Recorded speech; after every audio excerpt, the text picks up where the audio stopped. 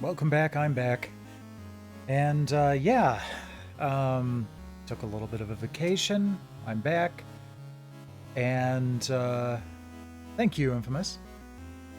And the cats have been all over me since I arrived back at home. Um, Tiri is by my feet right now. Siren is about to climb in background. Yep, there she is.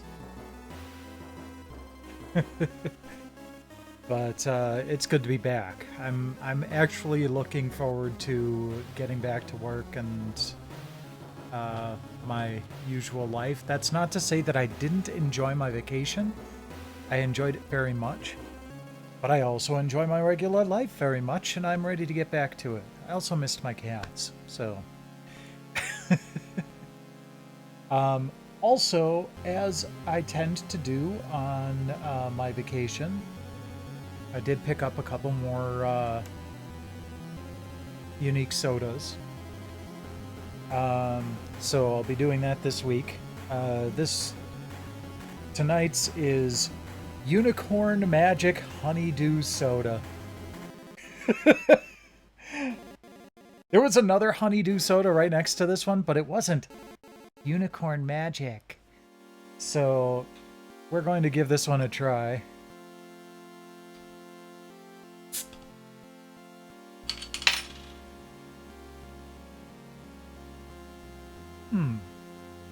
That smells pleasant.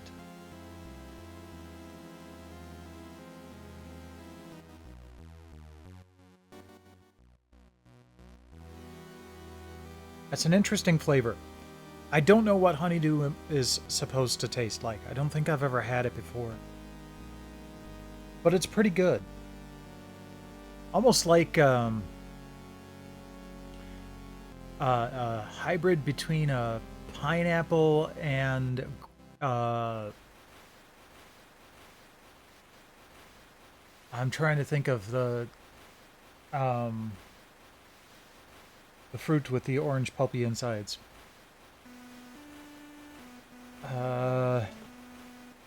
And not an orange.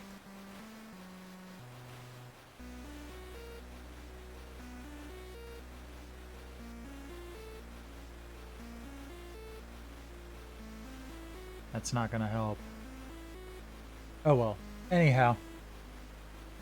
Pulpy. Inside. It's got kind of a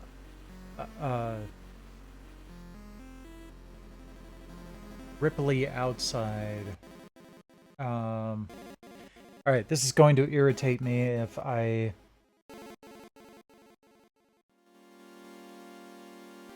don't figure it out. There, that's it.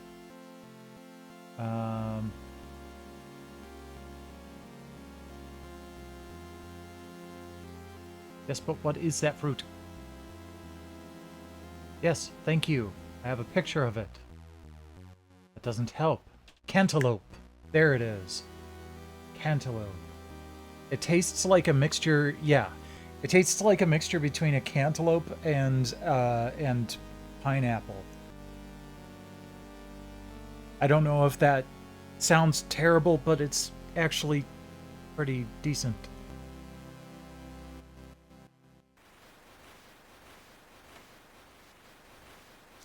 I don't think I'd drink it just, like, for the sake of drinking it. But I'm at least not going to be hating my taste buds tonight.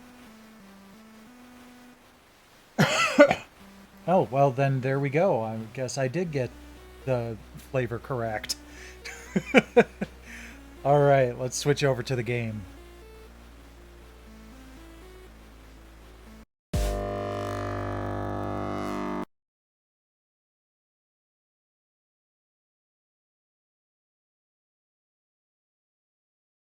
Yeah, here we go.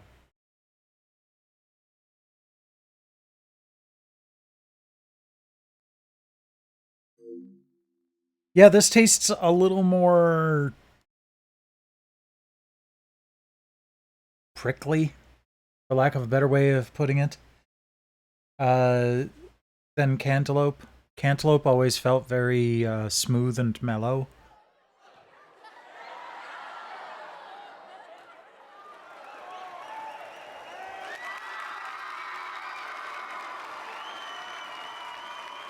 Why were those backpacks censored?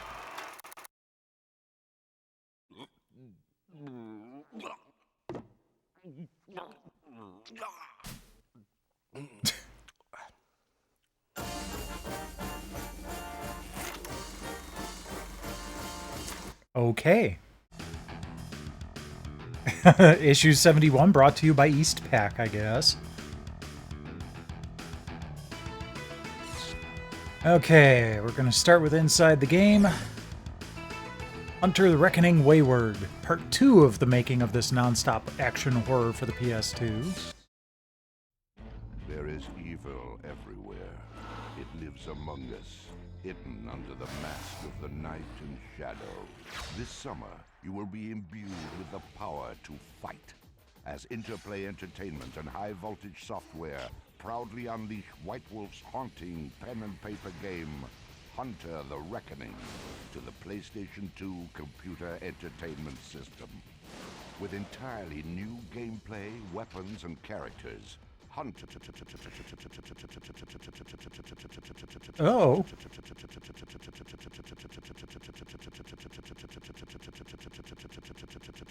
That's not good. I have my, Okay. I may need to clean the disc. It's the remix, yeah. I am going to pop the disc, give it a once-over. I'll be back in a moment.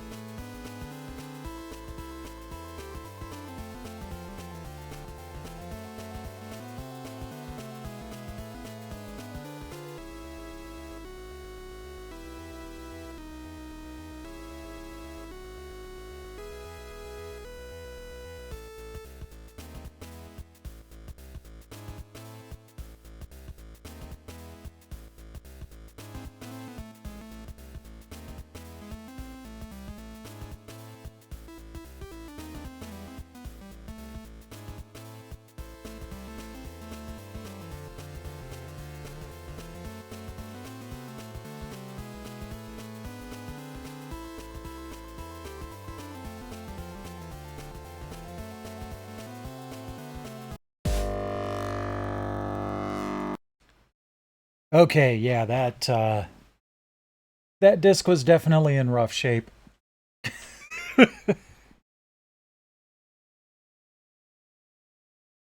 There's still a little bit of a smudge left on there, but it's one of those where I'm worried if I pry too hard at it, it's gonna make things worse. So hopefully it's not in a critical spot. But there was a lot of work to do on that disc. Fortunately, I had some lens wipes and this cute little microfiber bear that my niece has got me.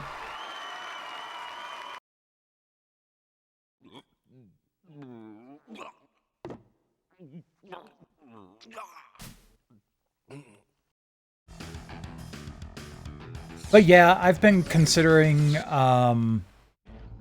YouTube also, and you know, part of it is just then all of my stuff will just be on YouTube. Fantastic. Don't have to, you know, transfer stuff over. I'd probably stream on Tesseract Uncut. I just wouldn't have to transfer everything afterward. I'd still probably do occasional interesting stuff live streamed on my main channel, but I've heard that that can really screw with your stats. PlayStation 2 computer entertainment system. And now we continue our journey into the Yay, we got past the part we were stuck at last time. The scenes for part 2 of the making of Hunter the Reckoning Wayward. Hunter Wayward features 5 characters. First is Joshua, named for the game. He's a wayward, paramilitary, psychotic, big.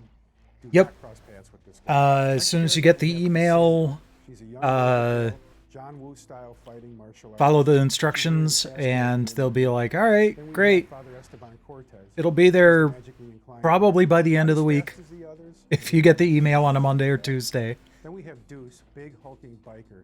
He's really the strong guy of the group. Takes Honestly, there's really not much different to it other than from She's an ex-con, great with her pistol, loves using her Twitch. katana. Hunter Wayward differs vastly from the original. It's not a linear gameplay at all. Like the main difference There's a hub is system so you can select you go which into one you OBS, play. go into the There's a way to settings, change and where you characters enter your throughout all the Twitch different levels. You can different settings, characters in you different switch it levels to where you feel it's YouTube, appropriate. If you need a faster and character that's to it. complete the goals in one mission, you can choose a faster character. From the If you technical need a side, at slower, more least. powerful tank battle character, you can select them once you've encountered the mission. I think they once. give you like Go back 3 to the way days it was, it was to meant respond to be the email when or you something arrive. like that. Play it out as harshly as you want or as sneakily as you want. It's really far more open than the first title was. Some of the new weapons and abilities, all the hunters now have an area of effect edge that some of them are pretty spectacular actually.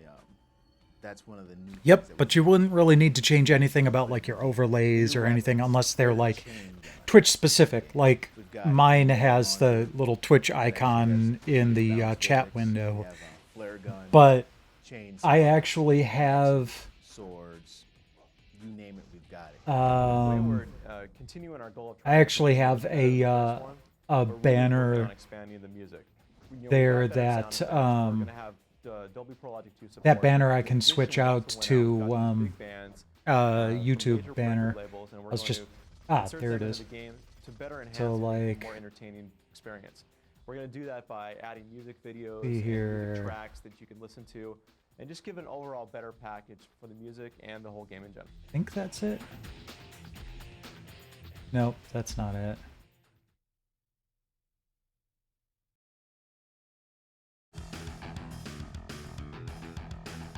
There it is. Yeah, so because I've done it, I'm already ready to switch if need be. Making of Medal of Honor Rising Sun, Part 1 of 3.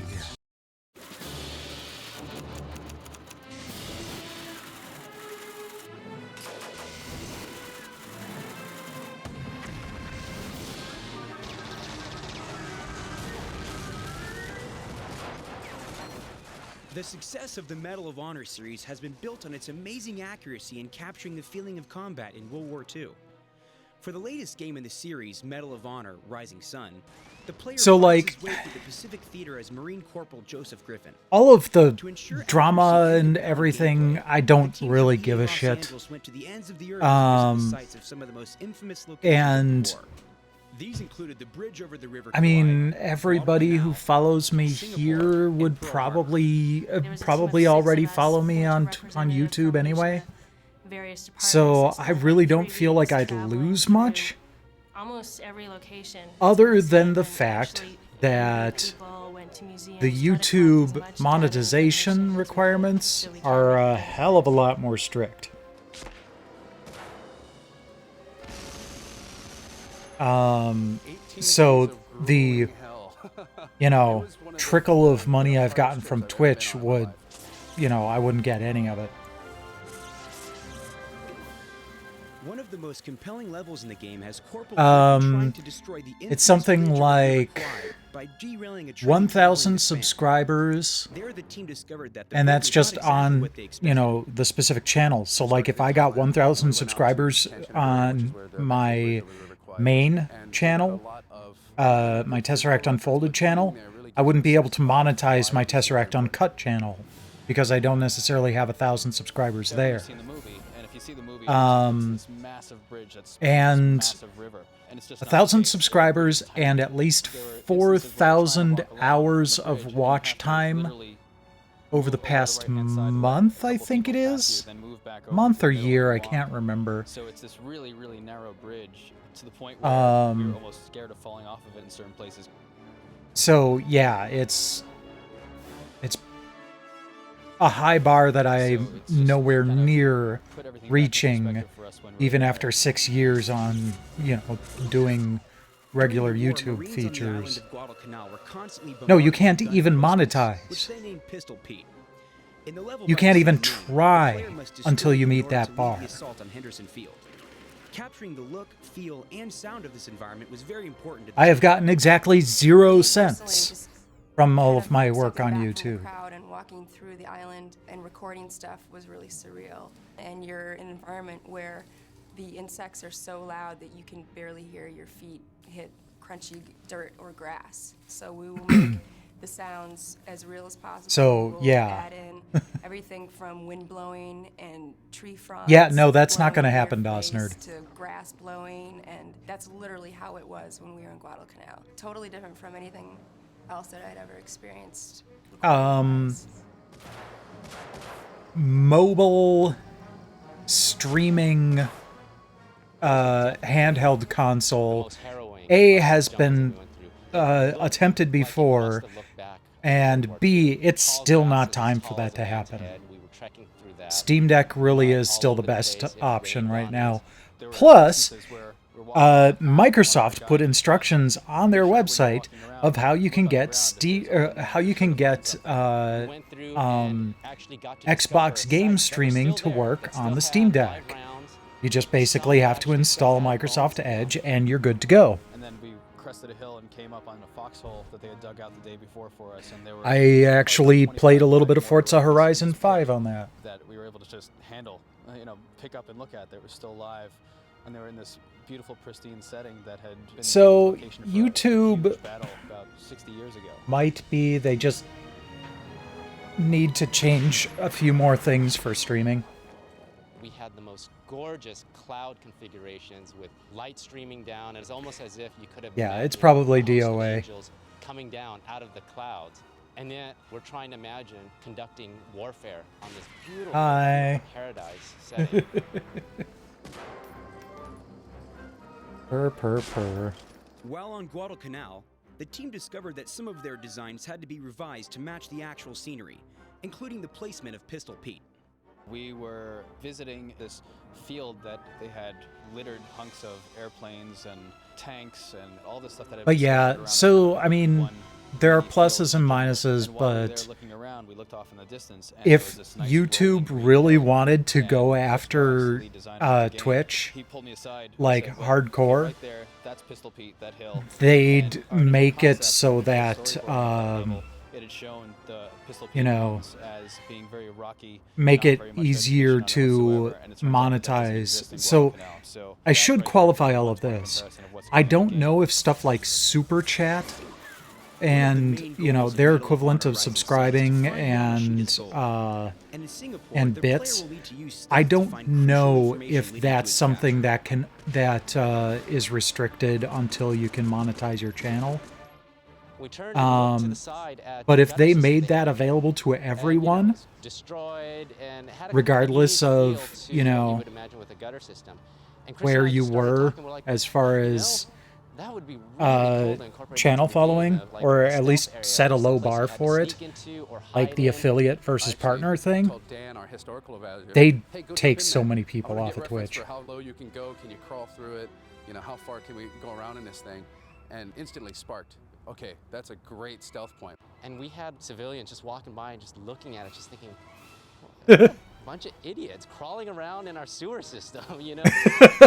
We definitely did revise some of our gameplay based off of what we saw there. That's cool.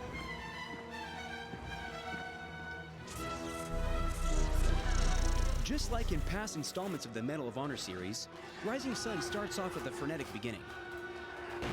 The team's final destination is the spot of the game's beginning, and where Tell you in what, Infamous, 1941 the United States was thrust go We on Twitter, and ping we made YouTube contact with some creators. people from the Navy Public Affairs Office. I'll probably do And the they got same us at some to Fort point within the Allen, which next is couple where of days, Pearl but Harbor was shot. It was one of the places that were attacked during the invasion in World War II on December 7th. I think, there was actually places on the okay, asphalt it on wouldn't Fort Island surprise me if where they're a people little bit actually hesitant walked. to do something like that.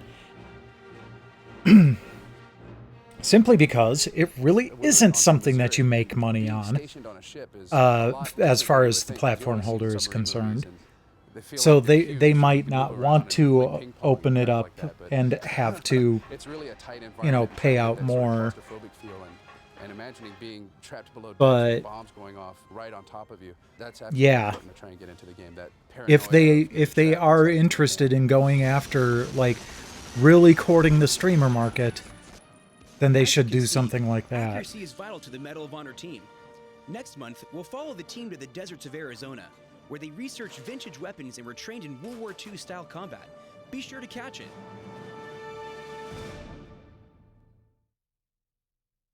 Oh, by the way, DOS Nerd, I picked up a couple of sodas while I was on vacation, and tonight's I've got Unicorn Magic Honeydew Soda.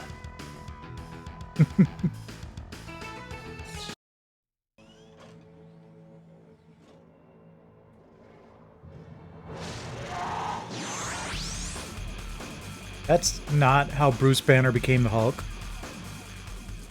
A tormented scientist grappling with his own chemistry and destiny, betrayed by his most trusted advisor mentor, and transmuted into a monster that appears when rage can't be controlled. There's major damage ahead when Dr. Bruce Banner becomes the Hulk. When Dr. Bruce Banner becomes Mr. Hyde, I mean the Hulk. For a video game, because he can do so much. He's so dynamic. It's such an appealing character that's known to everybody. The idea of the game in one word: Hulk. Now, if I said Hulk to anyone, even my mother, she'd know what's going to be in this game. You put the pad in someone's hand, and they know what sort of action they're going to do. They know. This is the story of a game spawned from the creative layer of Radical Entertainment at its not-so-secret location in Vancouver, British Columbia. When the folks at Universal Vivendi wanted to create the Hulk video game, they knew that it was time to get radical. Rather than simply repeat the plot of the movie in a video game, the story of the Hulk takes place a year after the movie. What a novel fucking concept! To create this extension to the universe and give people. That's what all games need to do. One thing that's really important, Not necessarily retell the story of the movie. the soul of the Hulk. That's why Telltale just knocked it out of the park with everything they tried to do. As the movie and the comics do, and capturing that feeling of a cursed man who's on his quest to try and find a cure. So while our scientist battles for his very soul, the game's creators work diligently to retain the style and feel of the original Marvel comic, while also reflecting some of the new movie's themes. I was going to say, it does look a little cel-shady. It's all about combining the comic book world and the movie world. We've chosen to use what we call a cell shading approach to rendering the characters. Hey, there you go. So that you get this feel that the game is a living comic book. Cell shade style is taking environments or characters and not giving that realistic edge, a little bit more of a comic edge where lines are very crisp. Defined lines between shadow and highlights on the character will stand out a lot better. Like something that you would see in a comic book is very graphic. The time has come to enter this nebulous realm. There's a demo disc for the PSP that I want to get footage of at some point, and I can't get it to work properly on anything. Not emulators, not the PSTV, nothing. He's only a scientist. Only the original PSP. Knowledge and abilities to help the player avoid being caught.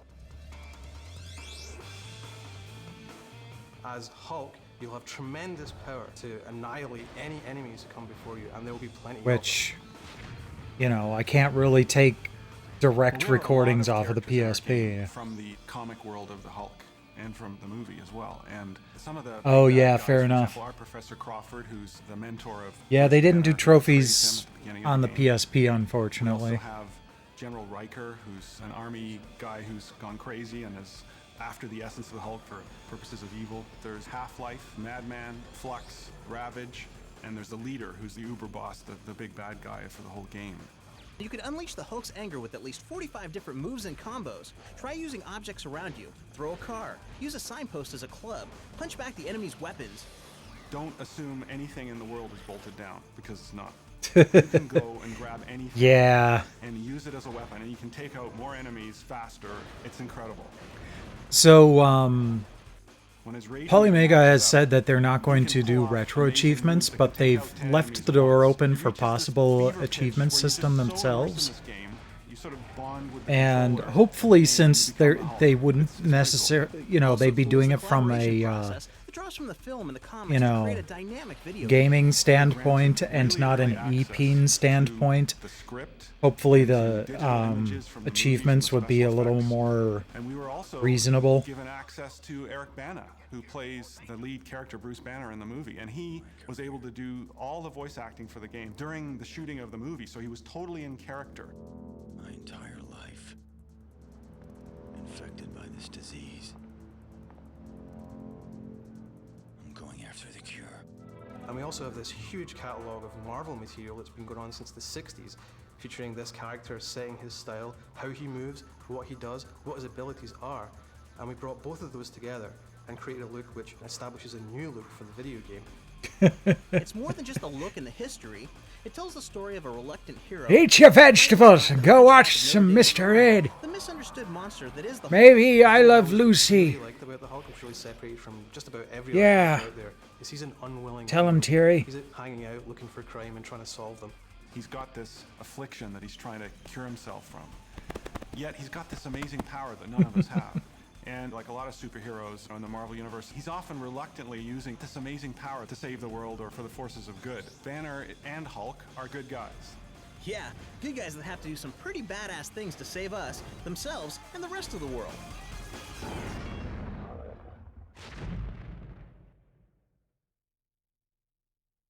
I think I remember seeing Scarface on a list of, like, most foul-mouthed games. Okay, next up, replay. Invincibility in Robotech Battle Cry. My name's Steve Bradley. I'm going to show you a cool move on how to make your character invincible on Robotech's Battle Cry.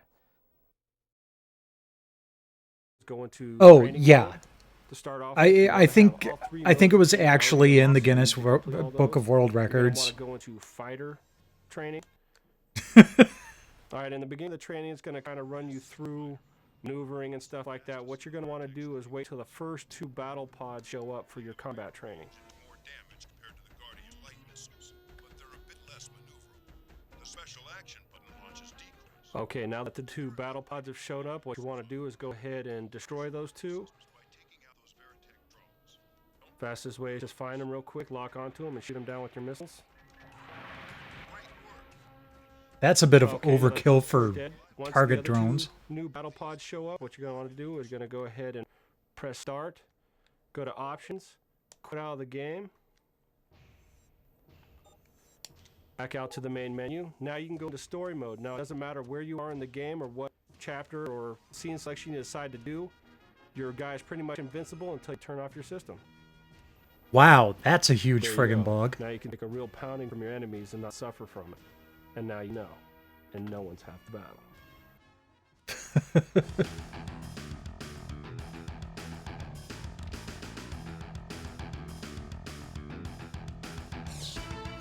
Shortcut in the time trial to open the bonus commentary for Fire Down Below.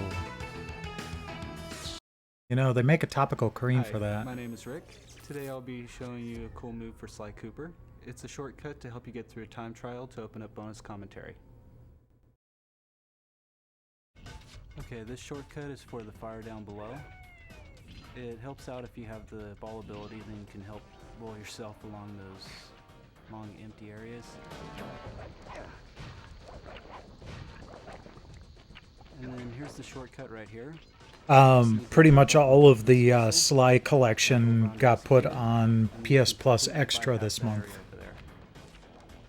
Then it's just a matter of The PS3 Sly collection, Bentley's Hack Pack, Thieves in Time. And if you can bypass any enemies, go ahead and do it. It helps save a little bit of time.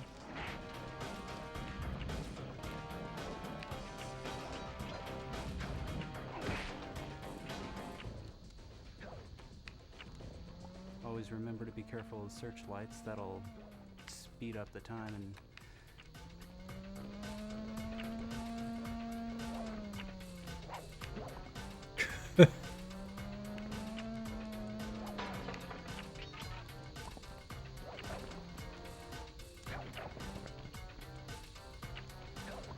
I only played through the first game.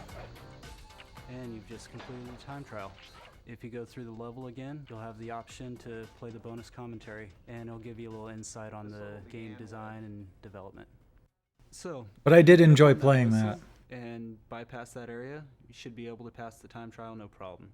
And there's a lot of little shortcuts like that on these levels. Just keep exploring, and good luck.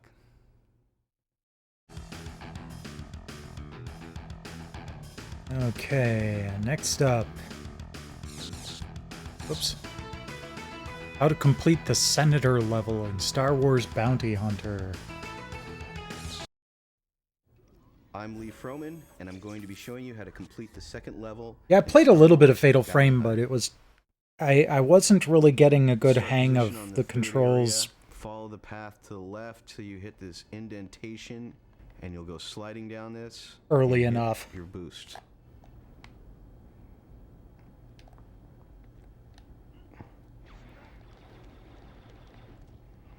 Gonna head out, Thierry? Or are you just Most of the guards reorganizing in this yourself? level are really easy. Just run right into them, just blasting them. They'll eventually go down. They usually take 2 or 3 shots to get killed. Oh, I saw a scene cut there.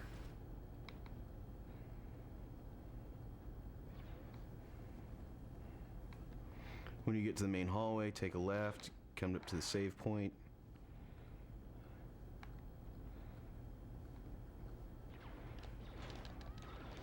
I haven't tried any Wii games on the Steam Deck yet. Right.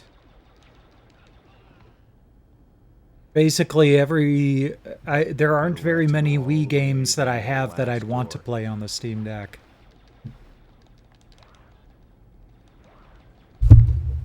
Bye-bye, Thierry. Here you'll need to jetpack up to the next level. I bought my Wii for Sonic Colors.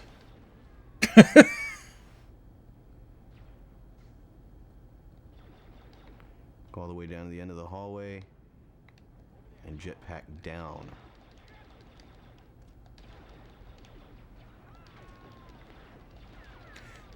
I did recently pick up the Sonic Colors Ultimate, and It's very important in this game to get your jetpack skills down. the It's very hard for them one to of my walk around nieces and is get just your jetpack absolutely Go she into this she door on the loves right. playing Sonic every time Second I checkpoint. visit. Jump down into the little So she crevasse was down here. poking around at Sonic Colors. Go all the way down to the end. And laser cut the grill. Yeah, when I went to get it, it said I already owned it. Just drop down. You got a ledge. You So can I guess that had already been a jetpack all the way up to the top of this. epic Always look freebie at before some you leap. point. Make sure you're going where you need to be going. Right above you, you'll see where the portal you've got to go through, and just go ahead and jump back through that door. Go ahead and dispatch all the guards around this area.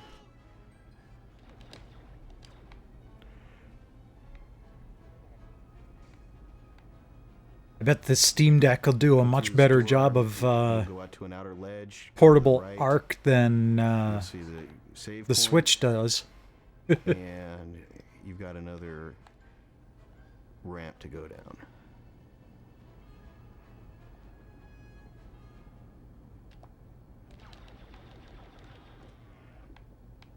From here, you'll need to do some successive jumps from different vehicles to get to the higher levels.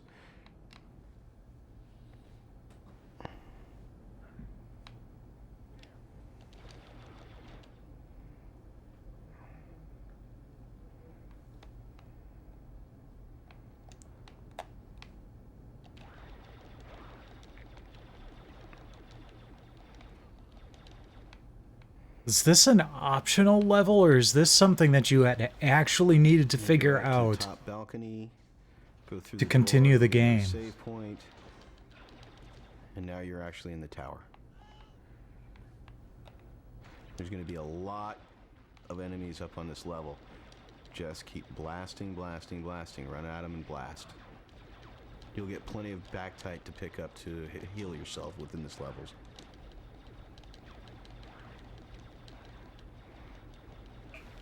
These enemies will keep respawning at the doors to this level, so just go ahead and park by one, and when they start respawning, just go ahead and blast them. There's a small invincibility power-up. Use that before you go to the next level.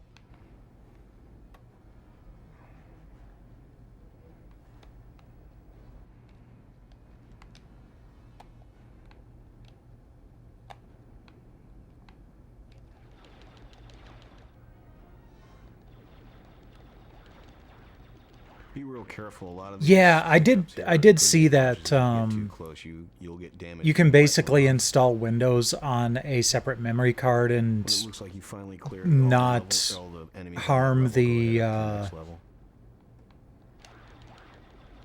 original Steam Deck Steam OS installation. I just haven't cared enough to do that yet. The sniping feature is really ineffective on this level. There's too many people moving too fast for you to actually get a good bead on somebody from a long distance and keep it. So the best thing is just go ahead and just turn into a juggernaut and just blast through everything you can blast through. But I mean, apparently, if you can get to the point where you can install Genshin Impact through the jetpack and Epic your Store rolling abilities. on the regular Steam OS, it fails anti-cheat checks, and you could get your It's not a good idea account to locked go up out. to the top. You're going to get picked off by just about everybody in this level. They're going to be looking for you, so the best way is just clear each level individually and then get all the way up to the top. Run around the top level, and there's a few Bactite pickups. Get your health back up.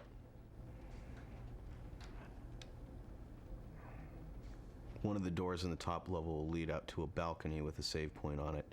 Once you find that, you're ready to go to the next area.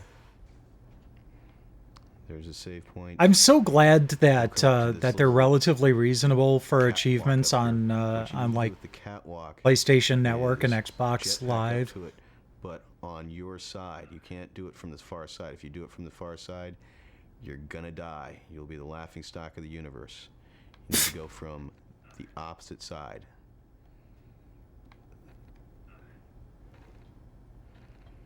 And here you've got a long shimmy across this catwalk.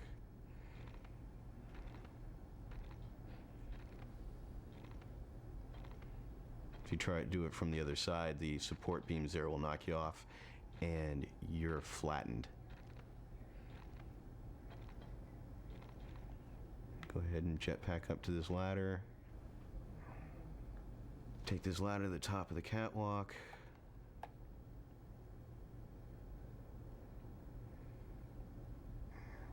Strut your stuff on the catwalk, yeah. And go back to basically where you almost came in.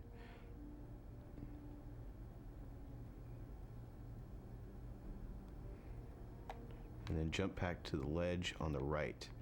Then you'll see these bars up here. This is pretty much what you had to do in the first part. Just jetpack up to one, hang on to it, recharge your jetpack, go up to the next one, let your jetpack recharge, keep going, and you're almost at the top here.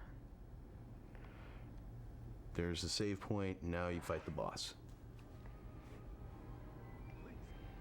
You get a little cutscene where you do some murder.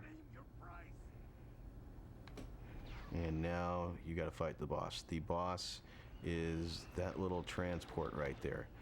Little? That little transport has 2 blasters on either side and a missile launcher right in the front. The missile launcher will end you quickly. The other thing is this lair that the Senator's lair up here has a bunch of enemies that will keep respawning. What you need to do is go to the top of the stairs, killing all enemies.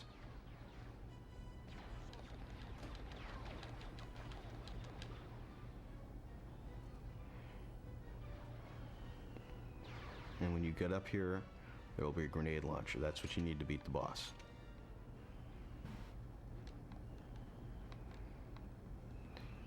This will not auto aim. You're gonna have to manually aim this to take him out. And the first things you want to do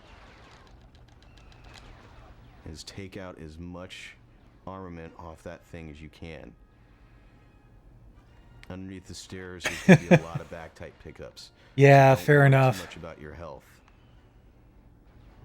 but definitely watch that rocket launcher will end you quick. I might just have some You may die once Chinese or on my twice in own this at some level, that's point. okay. If you've gotten all the way up here with 5 lives, you should have no problem beating this.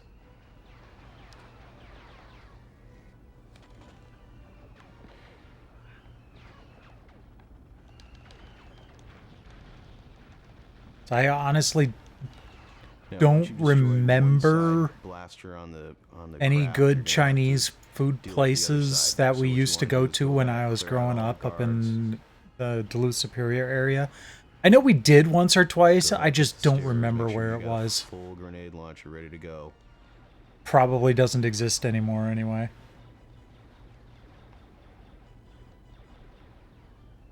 I don't know if I'm doing something Saturday or not. I can't remember. And I guess And go down and face him again. I would probably want to, you know, not do much, but food still needs to happen. Yeah. Once you've got all the weapons on the aircraft destroyed, go ahead. At some point in the near future, I do need to bring my laser active up to press start. Because I was talking to the guy there about it, and he knows someone who would be willing to go over the internals and make sure that all the capacitors and everything are okay. Because it started giving me some static when I was watching a laser disc a few weeks back. Okay, there's the walkthrough for the second level, the Senator's level. Go ahead and get to the top with as many lives as you can. You might lose 1 or 2 taking out the transport, but that's all right. As long as you got that grenade launcher, just pound away at it, and you'll eventually clear the level.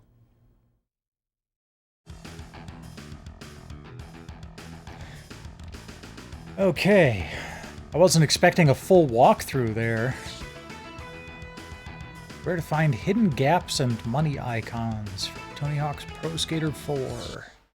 Yes, it's me, it's the AJG. Back once again with yet another cool move, this time for Tony Hawk Pro Skater 4.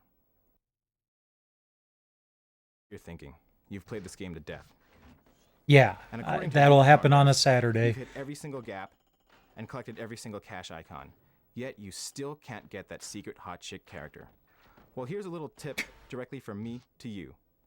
Start your career and go into practice mode, and right in the practice half-pipe, you'll notice 7 secret cache icons floating above the half-pipe. And in this half-pipe, there are also 3 gaps that are hidden that aren't listed anywhere. The first one's a transfer from the very first ramp to the second ramp.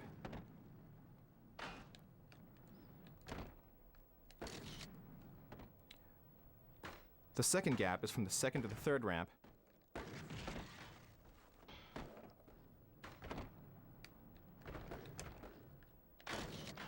And the very last gap, the full extension gap, is from the very first ramp down to the very last ramp. Of course, it's really hard to get unless you've got a character with maxed out stats. But once you get all those, and you collect all these cache icons, that secret hot chick is all yours to play with. Now, I'd just like to thank the thousands and thousands of people who wrote me all those fan letters for my last cool move. As a matter of fact, I'd like to read one to you right now. Dear Alexis, you are by far the hottest man to ever grace my PS2 console. Will you marry me? Signed, Sue VH, Denver, Colorado.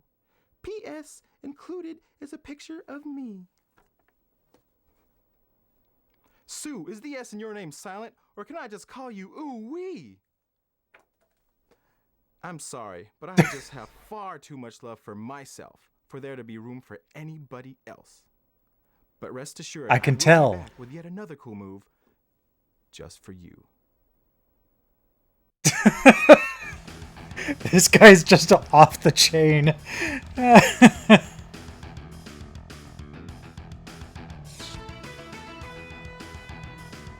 Oh, cool. Roster update for NHL 2K3. Theater and gallery unlocked for Clock Tower 3. Oops. All levels and bonus items unlocked for Star Wars Bounty Hunter. And back to the beginning.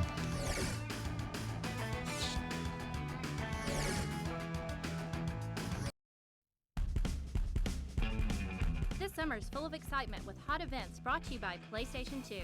Whether you like punk rock or heavy metal, we've got the tour for you. Warped Tour 2003 will feature the best in extreme sports and bands like Newfound Glory, Bad Religion, Pennywise, and AFI. Look for the Warped Tour in a town near you. The Prince of Darkness is back again for Ozfest 2003, featuring Korn, Disturbed, Chevelle, and a slew of metal mayhem. Check out the Village of the Damned for the latest PlayStation 2 games. Are they blurring out someone biggest flipping the pop culture bird? convention in the country, Comic-Con International, hits San Diego on July 17th through the 20th, with the best in movies, comic books, toys, and of course, gaming.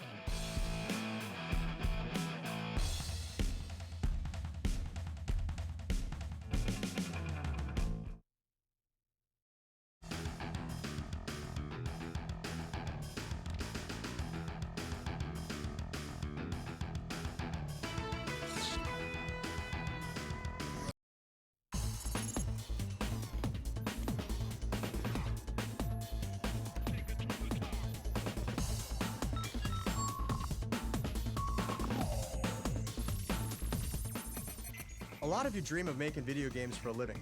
Last issue, we looked at how college courses in game development can help you get ready to join a team. This issue shows you another useful approach. It's hard to get into the video game industry, but this is a door that opens for more people than any other. It leads to the quality assurance or QA department, sometimes called test. It takes a lot of people to thoroughly test a game. That's why as many as 1 out of every 3 jobs in a development company can belong to a tester. PlayStation's headquarters often has over 200 testers at work. What do they do? Our test department consists of, some of the best gamers out there. They know what makes a fun game. And so they use that expertise and that experience to really add to the products that they work on. They receive the title when it's in its early stages of development, basically when the game is first playable. Construct test plans to look for defects within the game. Any game can have 500 bugs for the complete title and go as high as 6,000. What our QA analysts are really striving to do is put forth the best product and maintain Sony's high reputation of quality products. But our QA team doesn't just QA the titles for bugs, but they also try to make sure that the fun factor is there. They provide commentary and feedback on the title, which in turn, really added to the fun gameplay of the title. I think one of the most unique aspects is that we see titles 6 to 8 months before the general public sees them. We get to play them thoroughly. We get to test them thoroughly. We get to know all the secrets about the game. Games have gotten bigger and more complex in the past few years, and a number of them can now be played online. As a result, the QA department is developing new kinds of expertise. We're trying to take the concept of a street tester, somebody who comes, just pounding and playing on the game, to somebody who really has a good technical grasp of how the game comes together. And so we're trying to challenge them and train them to basically become, in essence, a low-level engineer of QA. They're digging into the game itself.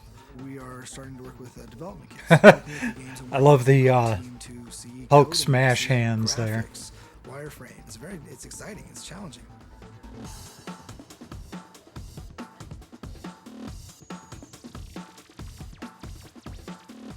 If you don't love video games, then you need not apply. I get to think games 24/7, which is something I do anyway. I mean, it's not like flipping burgers or anything. Get to see the new game and test it before anybody else get to. Take a game you don't like, now play each level 100 times on a different setting, switch controllers, and pull the memory card out and play it another 100 times. There, now you're a tester. You will be playing video games in and out all day, every day, overtime, double time. Your life will become video games. Most of the things that are tested is your patience. Bagel Fridays. Free bagels every Fridays if you get here early. Everything is about breaking the game. And you kind of turn, you look at the guy and you're like, my God, I can't believe they're paying us for this. I like breaking things, and I like watching my coworker Jason do the bug dance. You get to see things firsthand while they're being made. It's really, really good opportunity for you to get your foot in the door. Anything from a lead tester to a producer into graphic design and a game design and a level design, it's an amazing opportunity. Where can you go? My official title is Senior Producer of the Multimedia Department, and our primary responsibilities are the demo discs that you find either in the kiosks at places like Toys R Us and Walmart. I have a couple our of those. Our main project, though, is what you're watching right now, which is the demo disc that gets packed in with the official PlayStation magazine. And you might even recognize a certain voice. Yeah, I do all the narration on the OPM DVD, as well as produce it. I went to work as a tester, and that's how I got my first real foot in the door. We're usually working closely with the producers or the associate producers on different games, and you could see how a game really comes together. I'm a designer for Sony, and basically I will come up with the content of the game, the actual design of the game, what you're doing, what the story is. I actually started as a tester, and I worked my way up through the ranks. I tended to work really close with the developers. I would ask a lot of questions. I was extremely enthusiastic. I really wanted to know what was going on, what was broken, how was it broken, and this tended to get me really close to the development team. Then one of the teams had asked, hey, what do you think about coming down and being a designer on our team? I was like, yeah. Alvin Pedroso has done what many of his colleagues dream of doing, getting his idea for a game approved for production. It's Rise to Honor, the upcoming action combat title from Sony. Rise to Honor started from a conversation between myself and our director of product development, and I just said to her, this is the game I want to make. And after our initial conversation, she said, roll with it. And after about 2 months of really just going back and forth with different ideas and writing things up, we pitched it to our president and got it approved. Rise to Honor. See, that's what I'd like to be able to do. To about 43 developers now. I have a game idea. I think one of the biggest assets that I gained was how to communicate. And I'd like to see it happen at some point. Get people to rally around that vision. This is the door to the quality assurance department. For many, it's a way into the industry. For some, it leads on to a development team. And for a lucky few, it's a path that helps them have a game idea published. But for all, it's a chance to work in a field they really believe in. Somewhere a door like this one might be waiting for you. I love video games. It's a passion for me. If I'm not making games, I'm playing games. When I was younger, my parents would always say to me, they're like, stop playing games, go outside, do something else. Now my parents are like, oh, my son makes video games.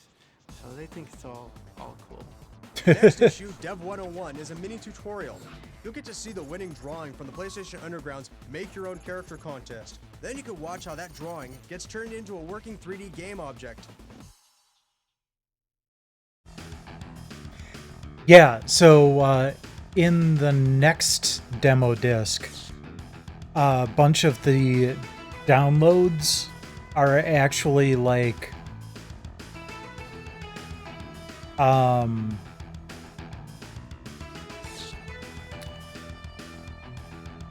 user created skins for Armored Core. Oh, there's Gary Barth.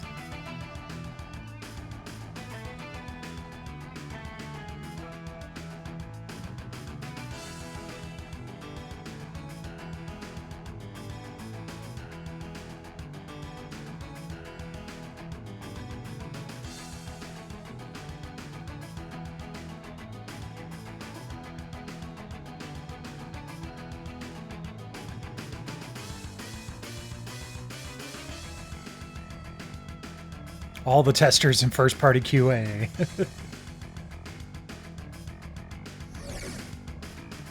Okay.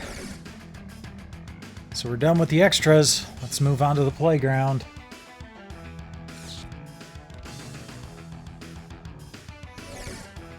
Starting with Ark the Lad, Twilight of the Spirits.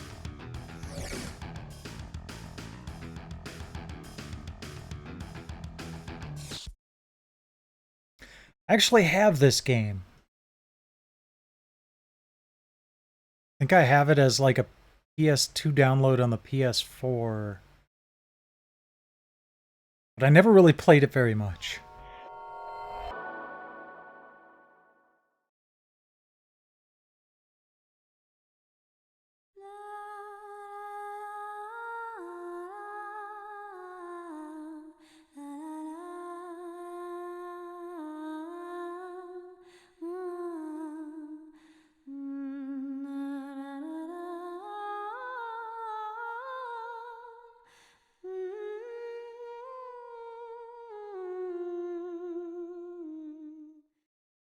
Let the spirits guide me.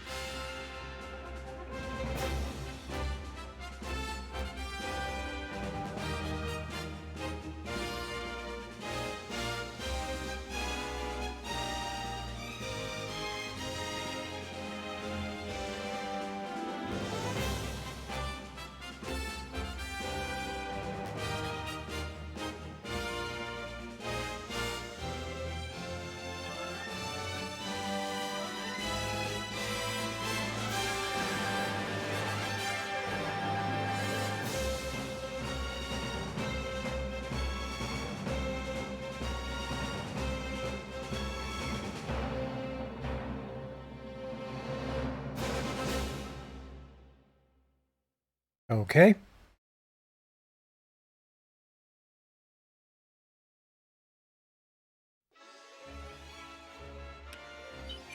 Check the options really quick here. Yep, we're good.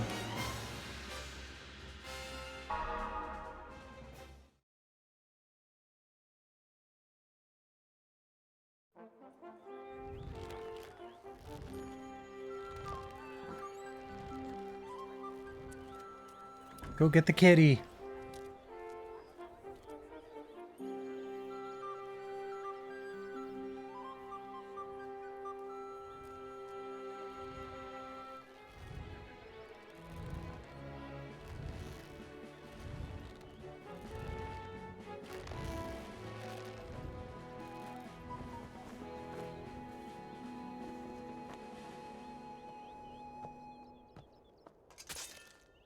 All right. Ready? Let's go, Lloyd. Karg, you can do it. All right. Let's begin.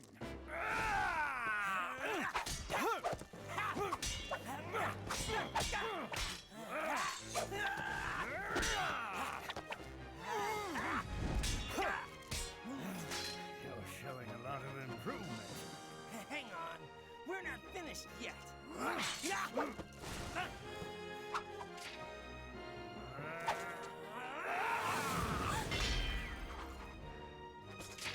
How's that? Well done.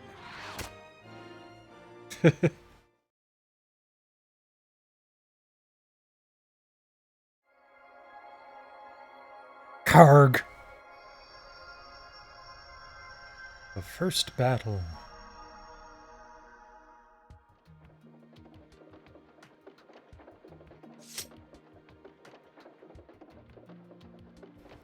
I like Paulette's hair.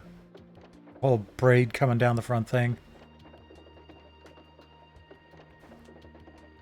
Huh? What kind of person is happy to see their father lose? But that certainly took me by surprise. You've improved so much, almost without me noticing. Haha, don't you think it's just that you're getting slower? You should be retiring as commander of the Defense Corps soon, shouldn't you? As soon as you're ready to protect this country, I'll be glad to hand it over. That's why I've been teaching you to handle a sword all these years. Haha. That's what you tell him, but when you knew that you'd be challenging Karg today, you were practicing hard all last night. As if you were trying to make sure you wouldn't lose. Paulette! You must address him as Lord Karg. Doesn't matter that you've been friends since you were both kids. I'm always telling you not to be too familiar. Don't worry about it. Monarchy was abolished ages ago now, and Paulette's a year above me anyhow. Doesn't matter whether the monarchy exists or not. Our responsibility to protect the Nadelia family doesn't change. Paulette, I hope you've been practicing like you should be. What do you think? Of course I've been practicing. You're supposed to protect Lord Karg, and yet you're not as good as him. It won't do. Okay, okay.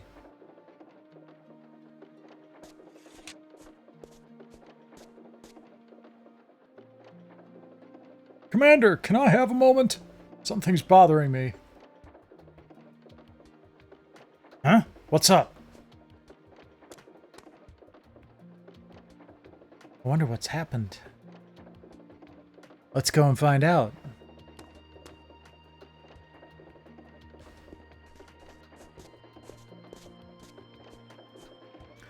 Ah, Lord Karg.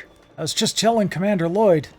A short while ago, I saw a suspicious old guy on Scrap Plateau.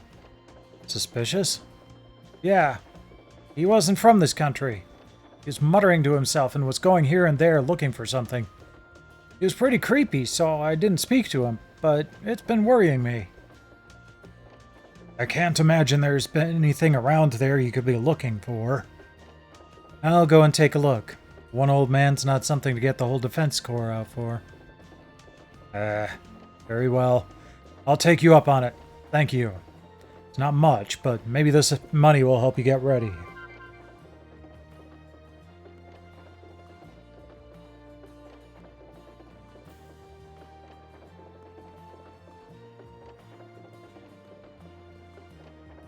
Right, I'll be getting back then. Okay, I'll come along with you then, Lord Karg. Hey, don't call me that. I feel so awkward when you're that formal. Hey. But I really don't mind, you know. I'll call you Lord Karg if you like. You know you don't need to. Just because I'm the son of the old royal family, the people of Ubel all treat me with care and respect. Not that I don't appreciate it, but I'd at least like you to treat me normally. Okay then, Karg. Right, let's get going. Wait a minute. Shouldn't we let Lady Nafia know where we're going? Otherwise, she won't know where we are if something happens. She's at home, isn't she? I think so, but I don't think it's really necessary to tell my mother everything.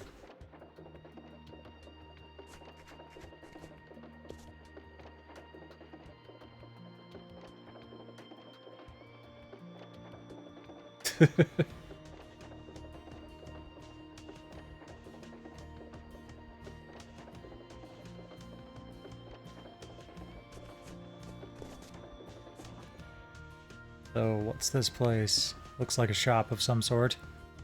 Equipment shop. Okay. What's spirit stones?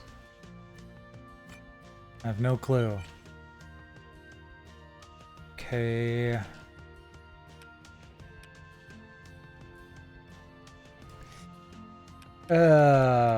Antitoxic nut. Painful needles cures silence? Ah.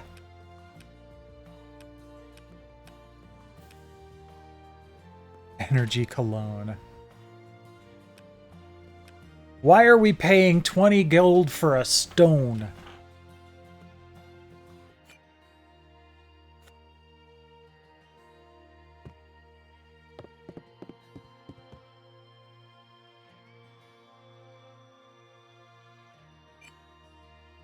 I want to see if I can, Okay, interesting. So you can...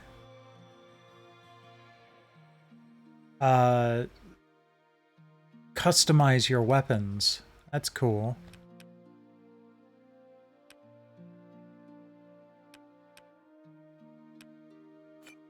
I kind of like that. You don't really tend to get, an affinity for your weapons in games like this because you're always cycling them out. But if it's just the same weapon and you're just enhancing it over time, that's kind of neat.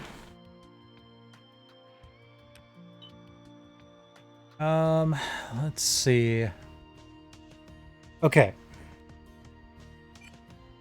I think I'm going to go ahead and buy the leather armband. Huh. Karg has less defense than Paulette. Oh, I already had one in my inventory. Oh, dang it.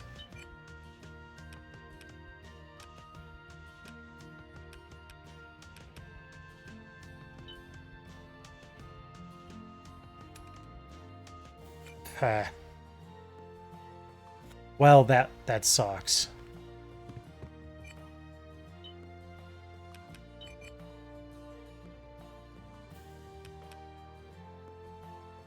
Okay, yeah, we already have leather armbands.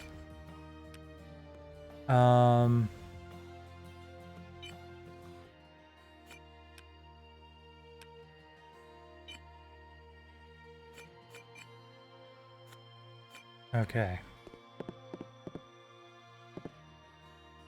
Well, now that I've wasted, you know, 40 of my gold,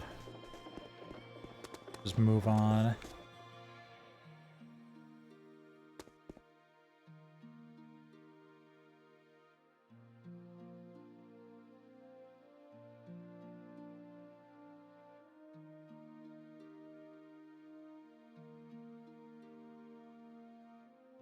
Well, yes, but I don't need healing right now. But good to know.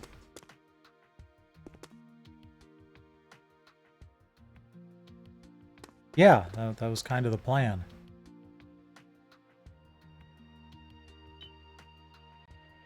Oops.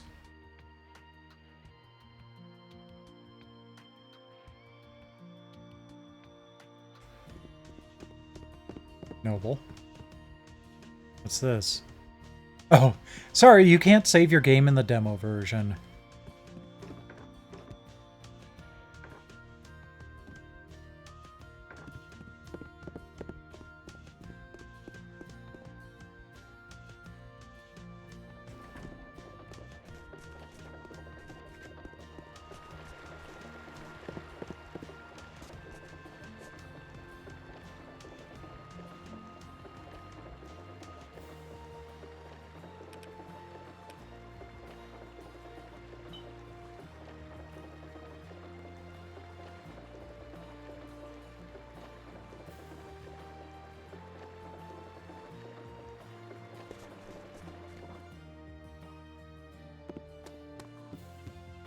No, this looks like it's just a general residence.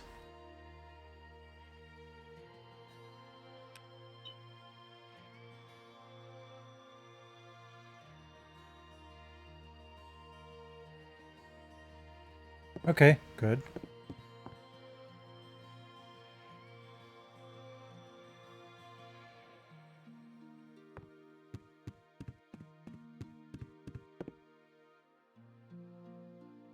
This game looks pretty decent. It definitely feels traditional JRPG-ish.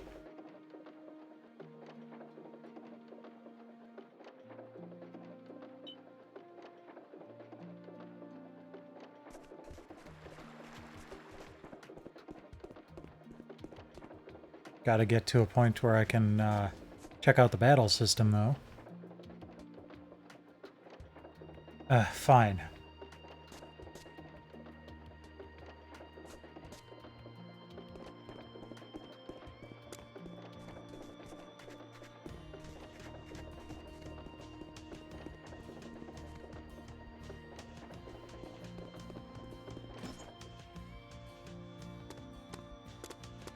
Okay, here we go.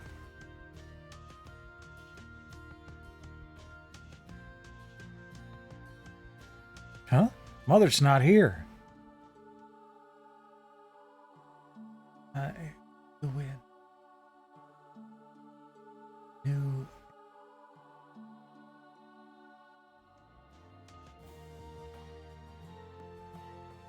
Did you just hear someone talking? Yes, I couldn't make out what it was saying. Maybe it was Lady Nafia? Oh well, maybe Mother's in her room. Come on. I'll wait here. There's no way I can go inside Lady Nafia's bedroom. Very well.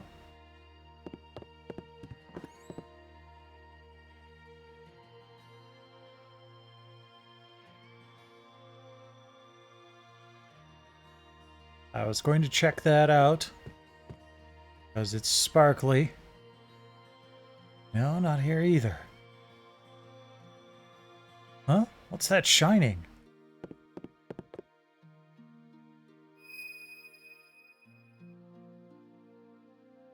What's this? A stone? Huh?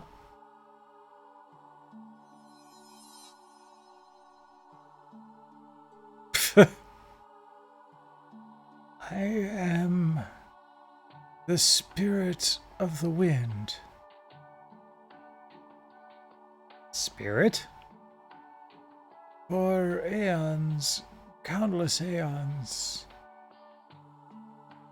a new age of union. Listen carefully to my voice.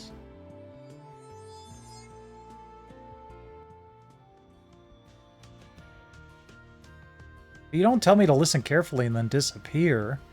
You tell me to listen carefully and then tell me something. Yes, they were in the stories Mother used to tell me. Long, long ago, people lived in peace with the spirits. But a divine ruler with an evil heart appeared, and he used the power of science to try to rule the world. However, many Curse that brave science. stood up against this ruler. Borrowing the power of the spirits, they defeated the evil ruler, and they sealed his body inside an ark. As one does. Do you know what an ark is? It's like a box that holds mysterious power. So the bad guys always lose, right? Well, the divine ruler came back to life thousands of years later to take his revenge for being imprisoned for so long. Really? Then what happened? Coming back to life and escaping from the ark, the divine ruler had taken a very strange form, one never seen before on this earth. And then he tried to destroy the world.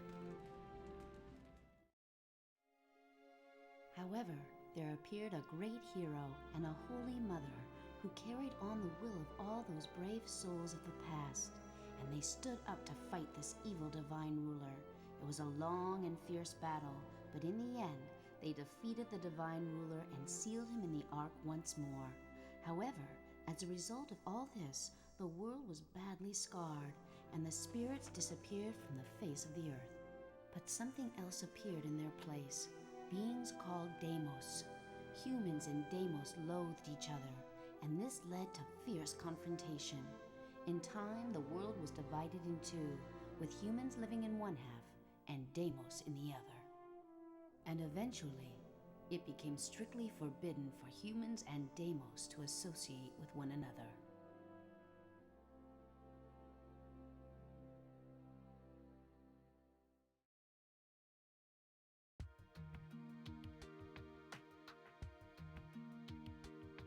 Funny how I remembered that.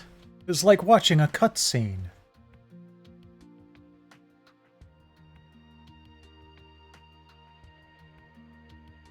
So, nothing about your mom's bedroom being empty and the window being open?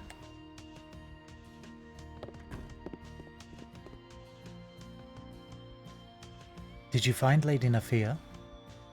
No, she must have gone out. Sometimes she goes off on her own somewhere. So that voice just now was just our imagination?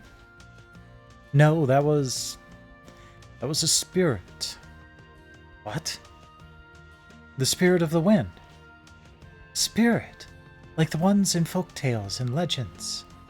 Yeah. Are you alright, Karg? You sure you didn't see it in a dream? There haven't been any spirits around for years and years. Yeah. And in any case, they only used to show themselves to chosen people. Really? Guessed it must have just been an illusion. But... come on then. If Lady Nafia isn't around, then we should hurry to Scrap Plateau. Yes, let's go.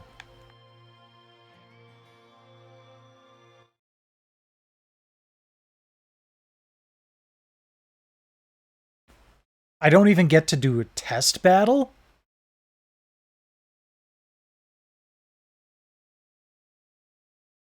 That's not good. I mean, yeah, it's great to know a little bit about how the story is going to go, but I also want to know what the gameplay is like. That kind of sucks. It sucks as a demo. Because it's not demonstrating everything. Now I have to play MLB Slugfest 2004.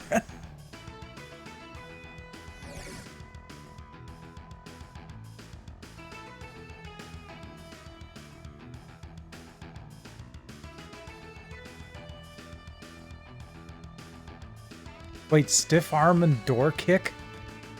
The hell?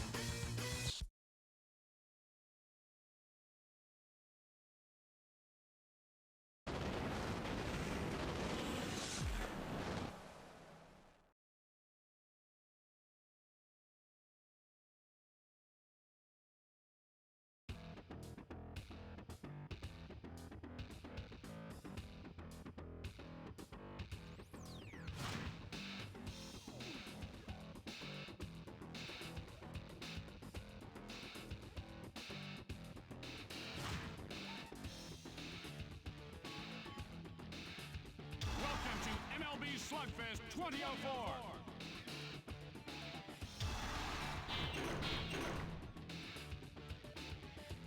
So is this going to be kind of like a,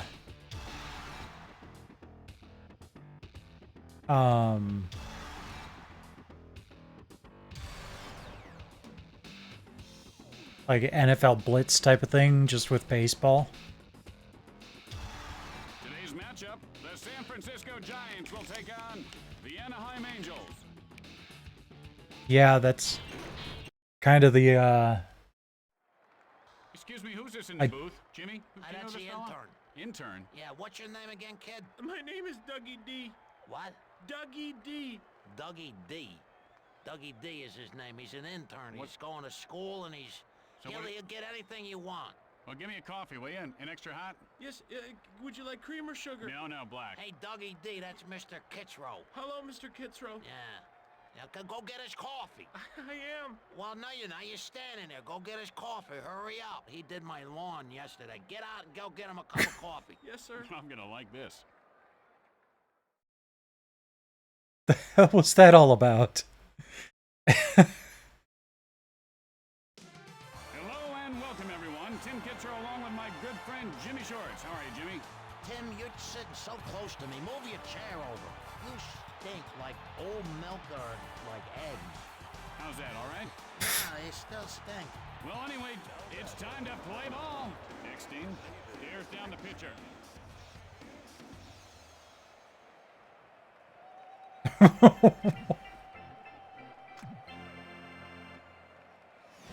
he blows one by. That's what we call a 3-alarm fastball. Like them chicken wings we had for lunch. Swing and a miss, strike two. This guy is chasing some bad pitches as of late. He needs to take a couple of pitches, I think.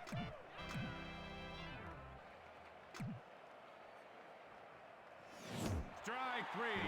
And he was just caught a little off balance there. Nice pitch, though. One out, nobody on base. Erstad. I'm not 100% sure on, like, how I'm supposed to hit the ball. Like, it's just automatic if it's in the vicinity. And that's a wicked slider. Man, is that tough. I missed that one. You gotta keep your chin up, your eyes down. He's moving his neck around, kind of like a turkey. There we go. And Alfonso. Well, I hit it at least. Two outs, nobody on base. Salmon. Salmon steps in.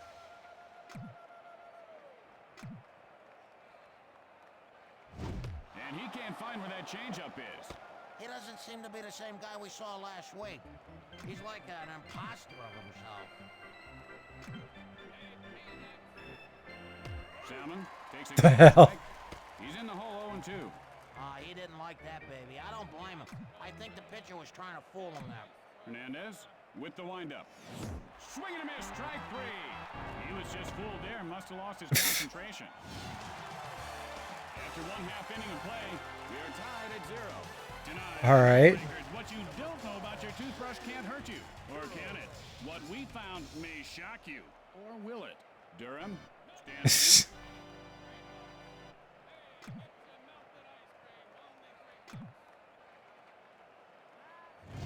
And he cracks one to the alley and left.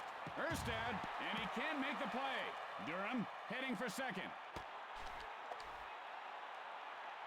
And Durham winds up at second with a double. What the hell? No outs, runner at second.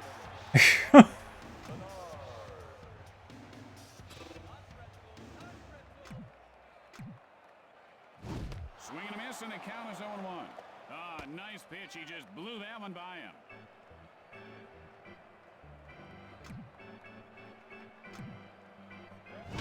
Drives one to left field, and he'll make the play. Oh, I have to use the analog stick to... Can I hit him? He just dropped the ball.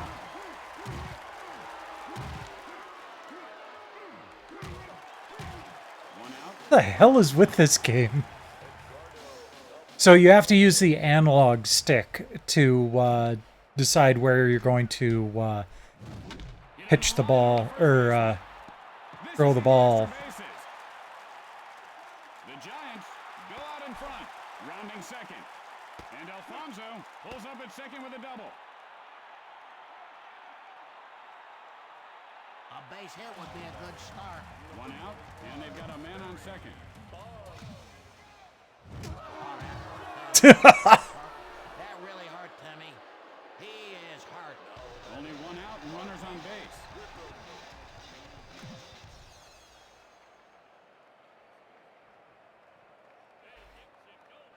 The pick off to second, and the runner gets back in.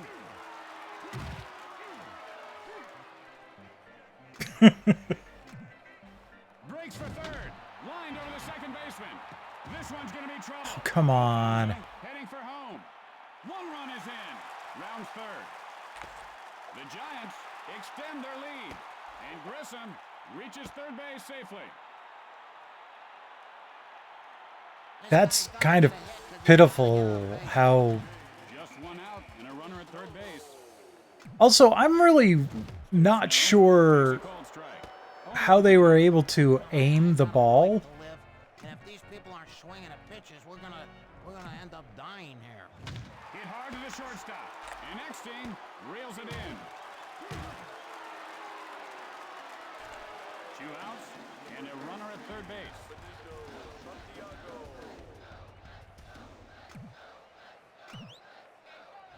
He couldn't hold up. Now he's in the hole 0-1.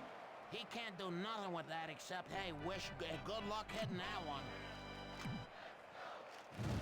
Hit hard first base. Ah, my fielders suck. The Giants widen their lead. And Santiago is on second with a double. 2 outs now. And on second. Delivers.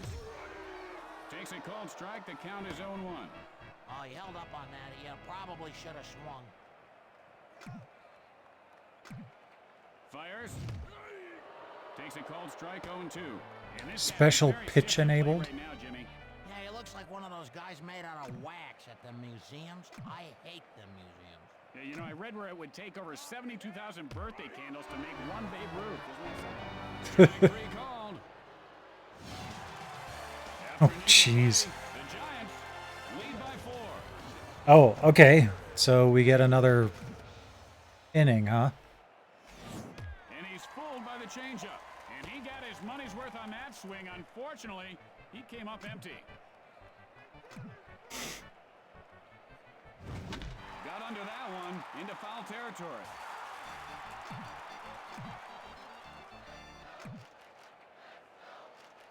He'll grab some bench with that strikeout. He's swinging his bat the wrong way, I think. Arnie, could we get a shot of that? 1 out, nobody on base. Oh, fooled him on that one. Oh, you gotta be kidding me. Oh, no. Ain't nobody gonna hit that except maybe Paul Bunyan. And he swung right through that one, Jimmy. Yeah, Tim, like little kids trying to grab pigeons, you know? They run up to them and they... Yeah, I'm not even going to try. They're just spastic. Good eye there on the pitch outside. I don't think that's where the pitcher wanted that one. See if he comes back inside here. And he looks at one inside. You know, they say ball players have great eyes, and that's a good example right there. Hernandez, the windup. And he goes down swinging. Well, if you're going to hit, you got to swing, and this time it just didn't work out. 2 outs, nobody on base. Hernandez winds up. I just really don't know what I'm supposed to do to hit better. Hey, Tim, don't you think that's a little weird, throwing marbles at your kid out of a... Other baseball games, you kind of have Hernandez, now the windup. an area where you're going to hit. For the final out, and that'll retire the side. With the bottom of the second coming up, San Francisco leads by 4.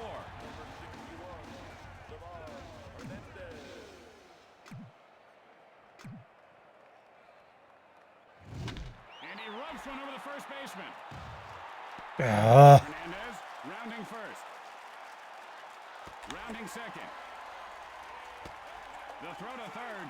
He's in there safely, and he popped that ball loose. And he dropped the ball.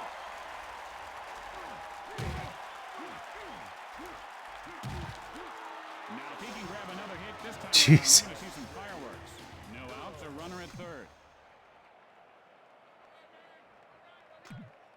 He takes off. Line shot to third. And Gloss makes the catch. And they turn the double play. Nice. Okay, that felt good. And they turn the double play. 2 outs, nobody on base.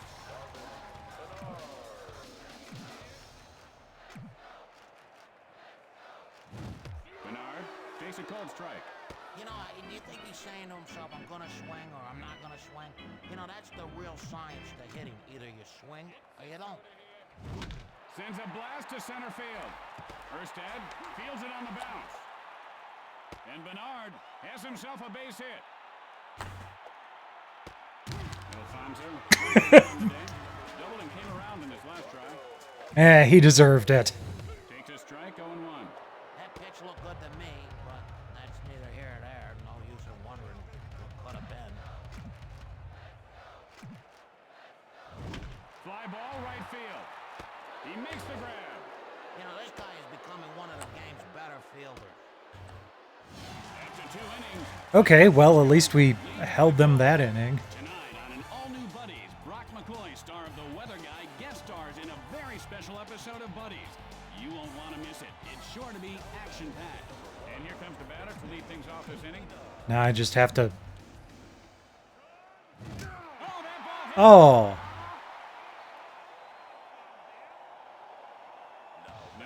Beanball. Now I just have to suffer through another frickin' batting session. Sends up a drive to left center.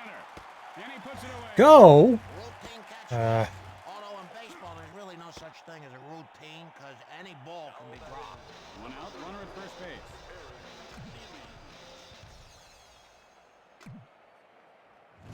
There's a shot into right center. And Oh, come on. pulls it down. The throw to first. 2 outs, a man on base. Finally hitting the ball. Swing and a miss, strike 1. You know, trying to hit that little pill, as we call it, is like trying to hit a pea with a pencil. Breaks for second. Sends a blast right center. And so, the Giants come away with the win. And that's it for us up here in the booth. Tim Kitzrow for Jimmy Short saying arrivederci, buenos nachos, and sayonara. Buenos nachos. Nachos. That sounds good.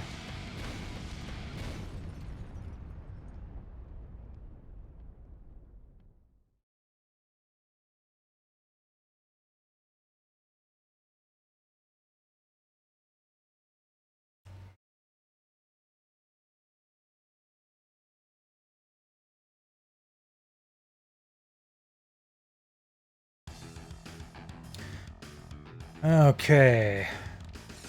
Splashdown. Rides Gone Wild.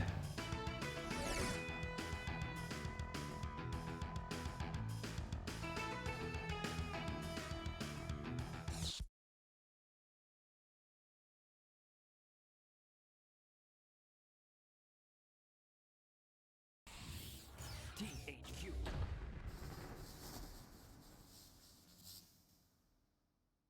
Thick.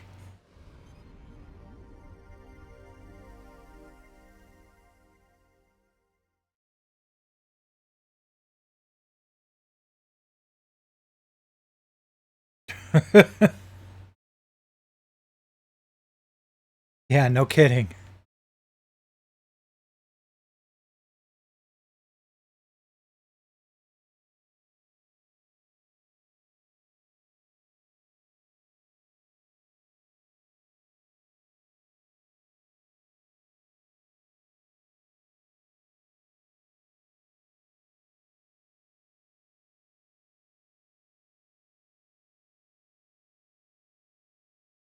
So I've been working a little bit on like very early concepts of the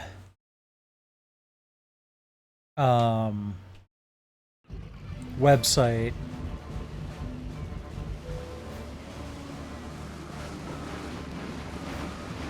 And part of it was just coming up with a name. I think I'm gonna go with demo scene or demo source. I mean, whoa.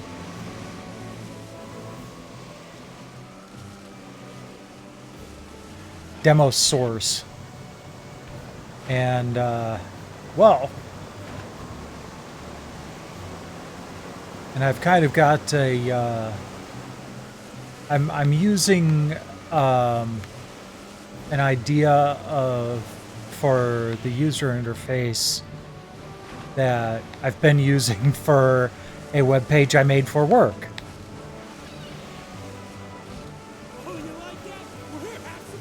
A little bit different, but same general idea, and it works well there.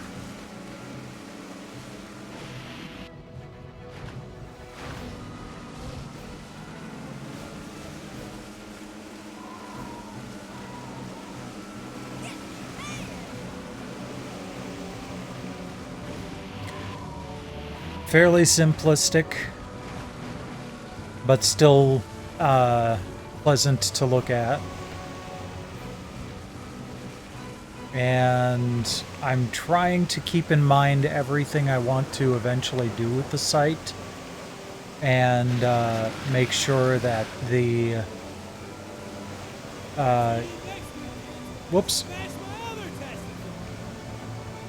and make sure that the UI can handle it as I add new features.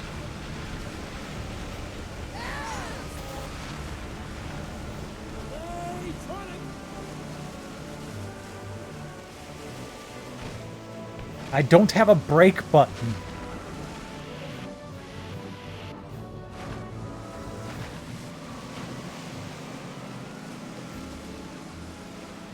I have to do 2 more laps. I'm not enjoying this. I don't think it's bad.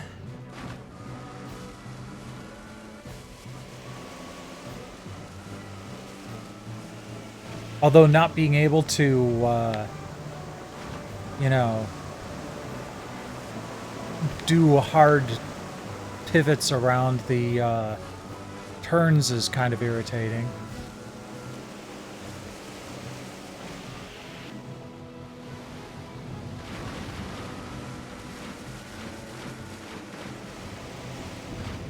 Oh, there's no, like, separate boost button. You just get a boost in speed automatically once you've done some tricks.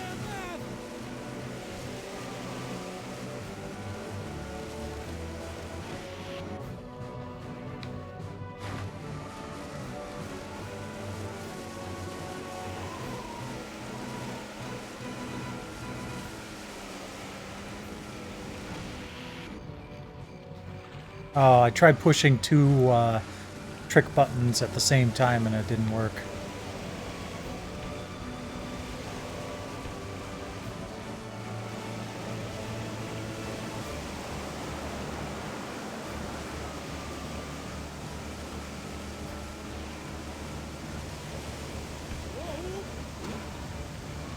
Yeah, I don't like that turn.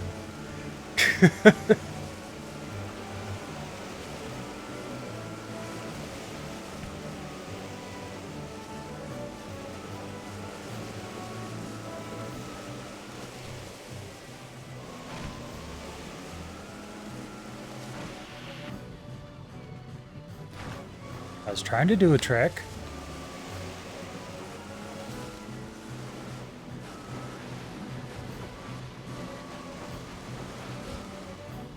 Kind of weird that I'm in second place.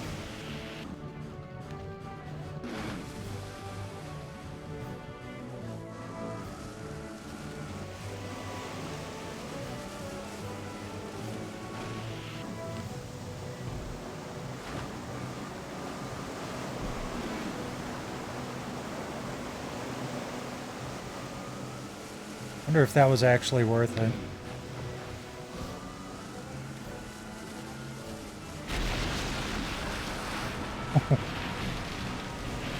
All right, I'll take the shortcut.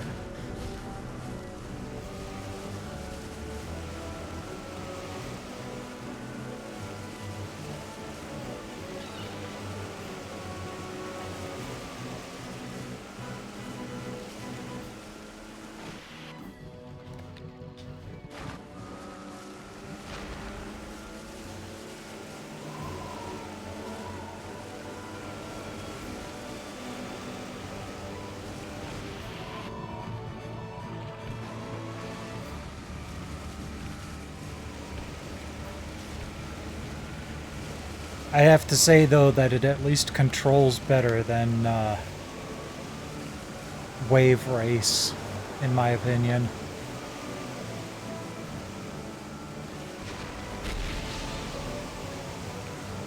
Sure.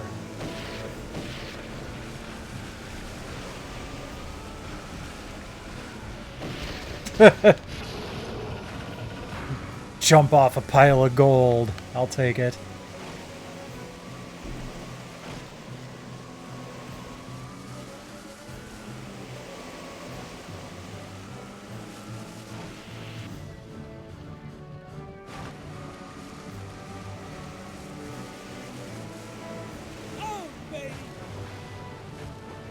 Okay, well, I'll take second place. First place was just... yeah, you're way too far ahead.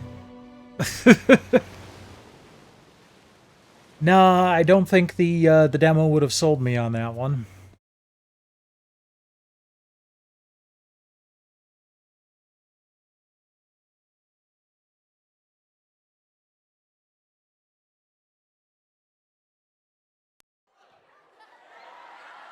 We don't need to see that again.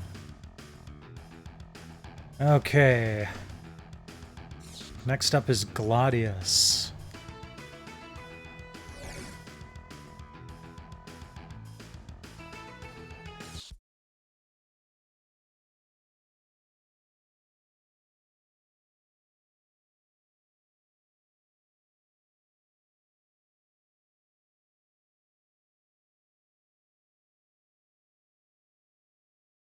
This was a LucasArts game, if I remember correctly.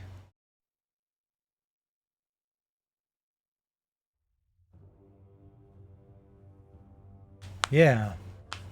An epic gladiatorial RPG. So you want to fight in the games? Do you have what it takes? Different warriors like animals. Some are fast and deadly, like the snake. Others are slow but strong, like the bear. Know each warrior well. I want to get out of here and see the world. Take me with you to the tournaments. Then let's leave this place. We battle as one! It is now time to use what you've learned. So you have finally accepted your destiny.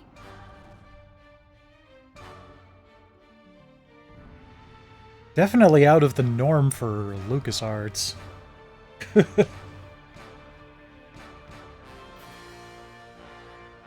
Summer 2003 AD.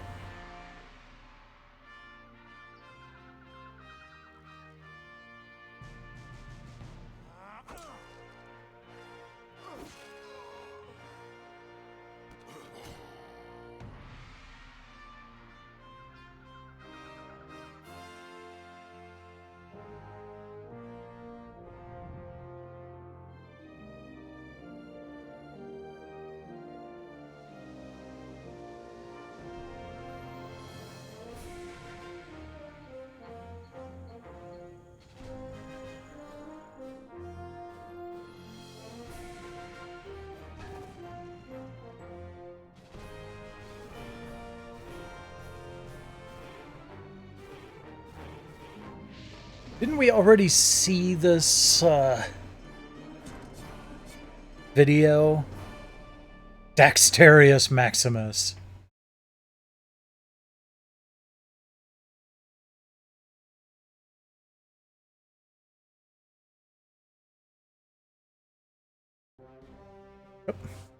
Terry, what were you doing behind the entertainment center?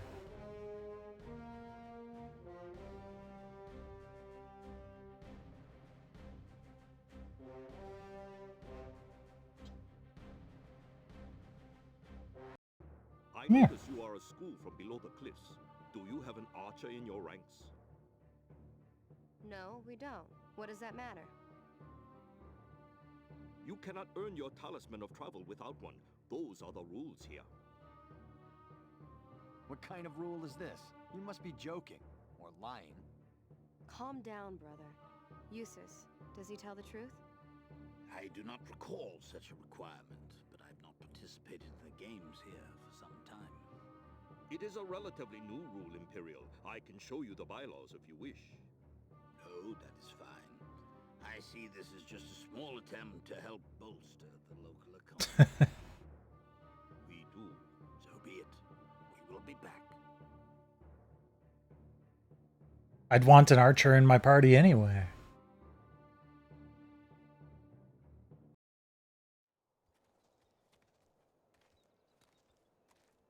I can't believe they force us to take a local into our ranks to compete in the games here. Once you see the deadly accuracy of the Steppes archers, you'll change your mind, my young friend. Well, Here. where do we find ourselves an archer? This may not be an easy task. Actually, it is. This is your lucky day. You can't find a better shot in this encampment. Yeah, I'm sure every hired hand in the camp would make that claim. You look like someone whose opinion is important to this school.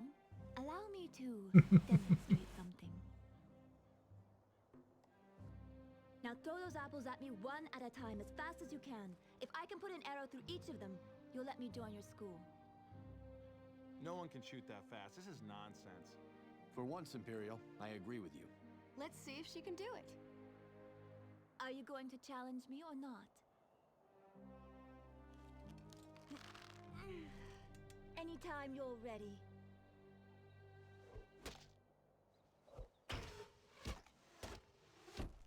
Oh, jeez.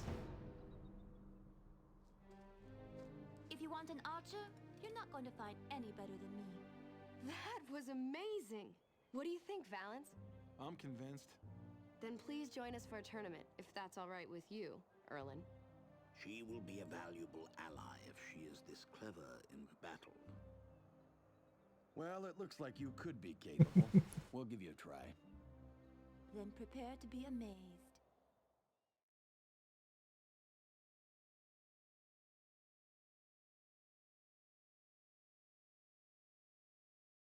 So you're ready to fight for a talisman of travel?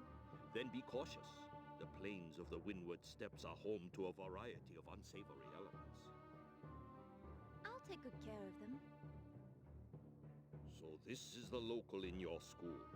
A wise choice, to be sure. We'll let you know after our next battle. Archer Nya League?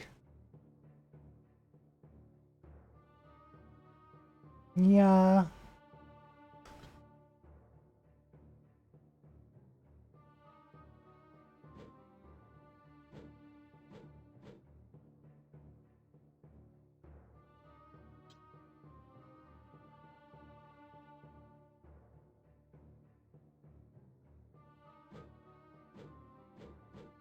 Okay, IG is already in my party. What is going on? Is that with that weird flickering in the middle?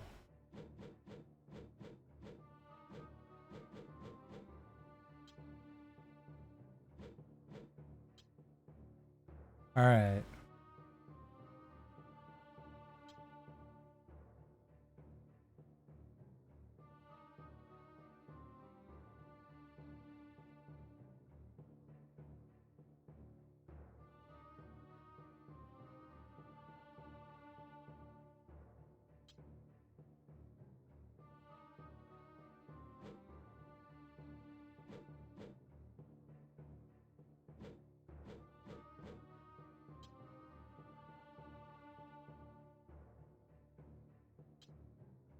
It's not really giving me an option to move them anywhere else.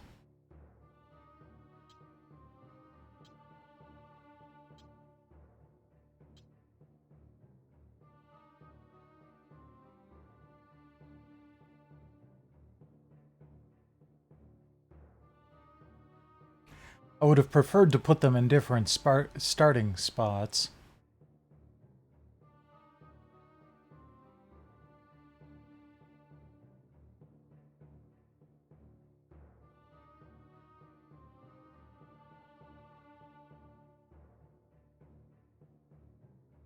Okay, I need to put you back on my lap now.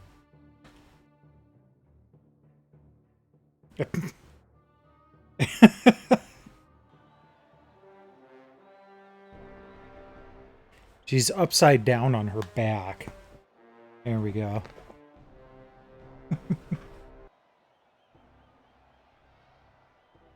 Welcome to the Gladius pre-release demo. Would you like a tutorial? Yes.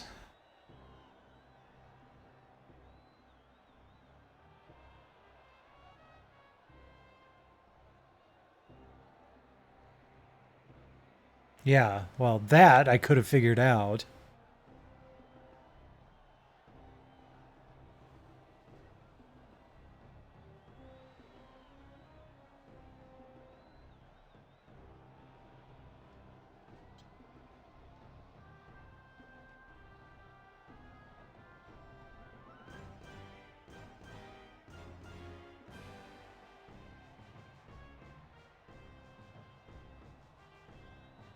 Okay.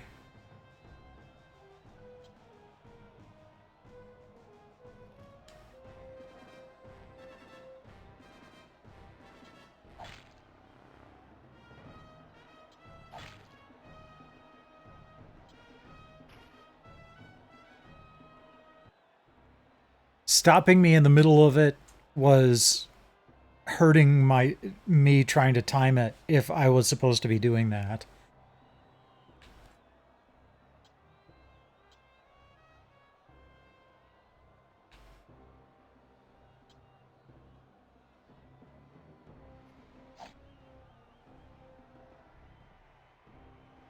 Slightly late. Almost had it.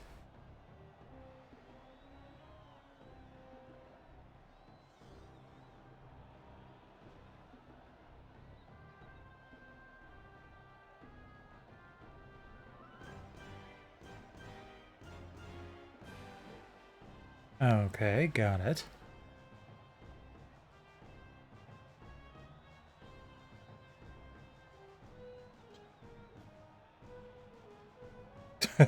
I didn't realize I was capable of such powerful attacks.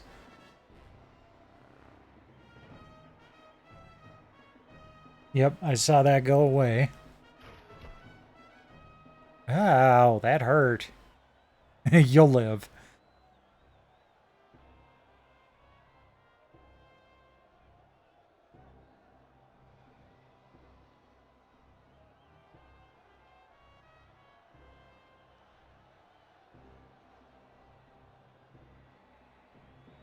Yawn. Okay.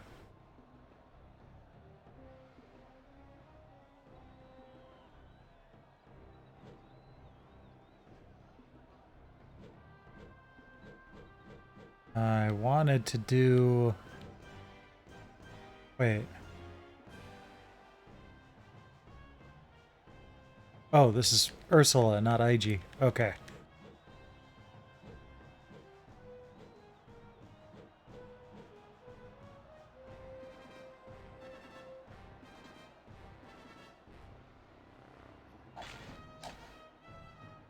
Dang.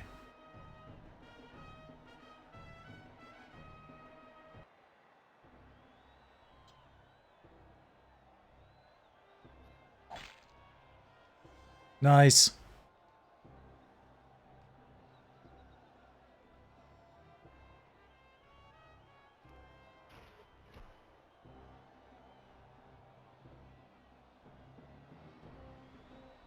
This is kind of an interesting tactical RPG type of deal.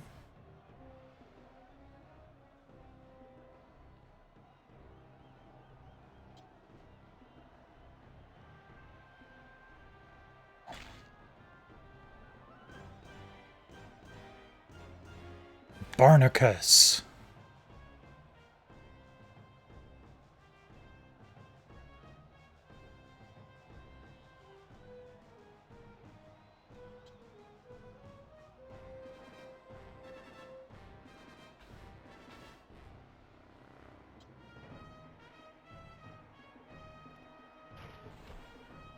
Ow.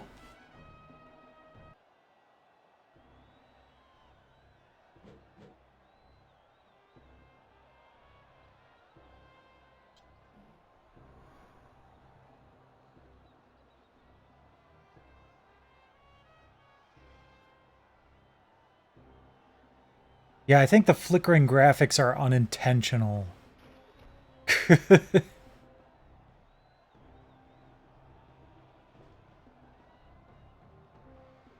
Oops. Yeah, let's see how you like that.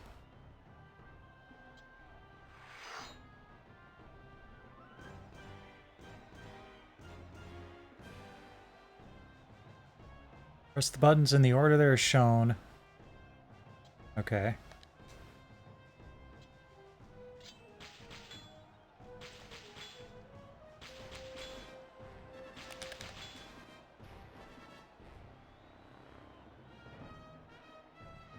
I think I'm going to try this again on a PS2 at some point and see if I still get those glitches.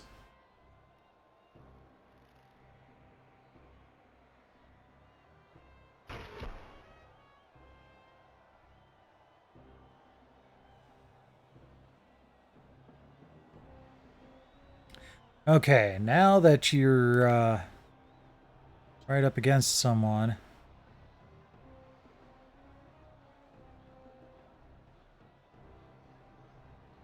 Okay.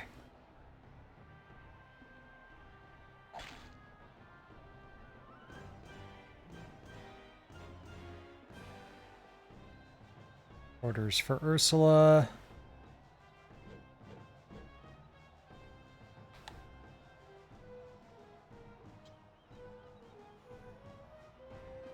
Nice.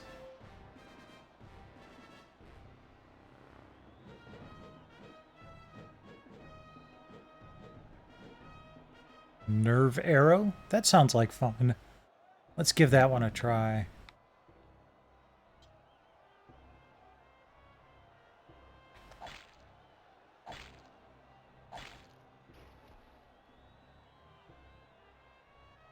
He defended.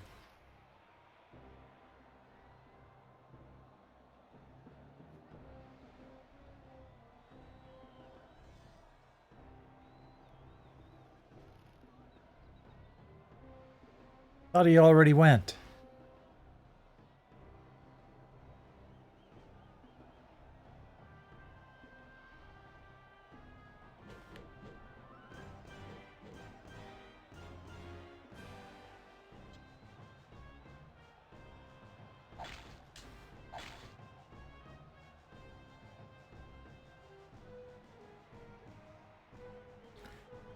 Okay, I think I'm gonna have to actually, like, have her move. Oh, dang it.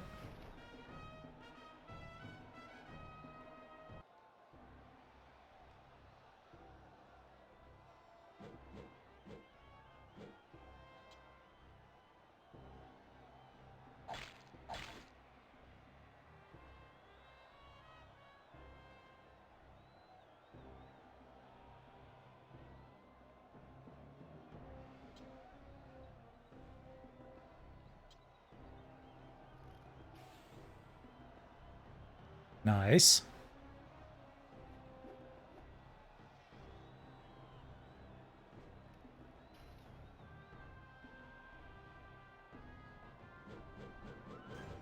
Let's see here, what else do we have? Let's try the combo attack 2.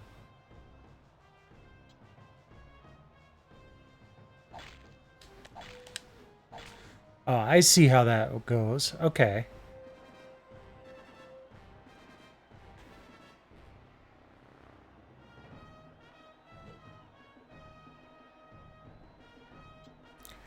Cursor is a little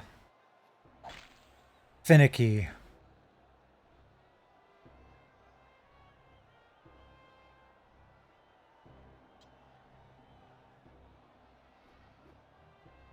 I was trying to get around behind her.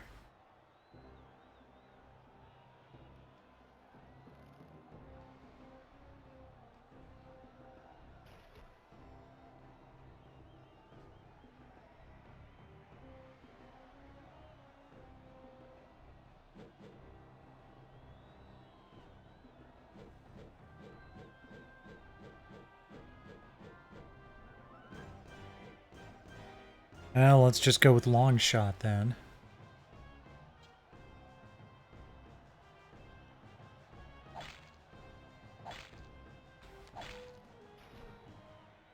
Nice.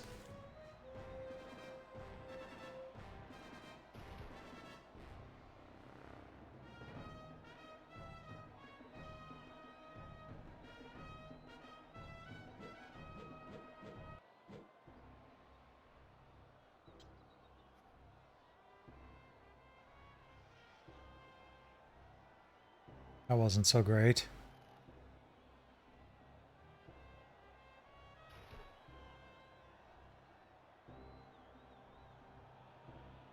I'll now be able to move some folks over to help.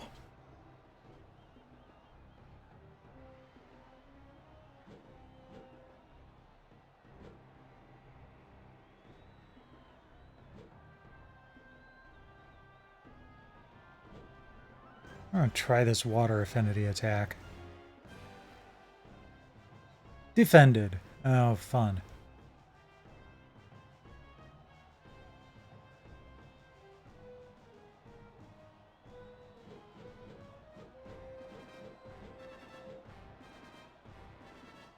So, what is going on with that flashing sword on the left?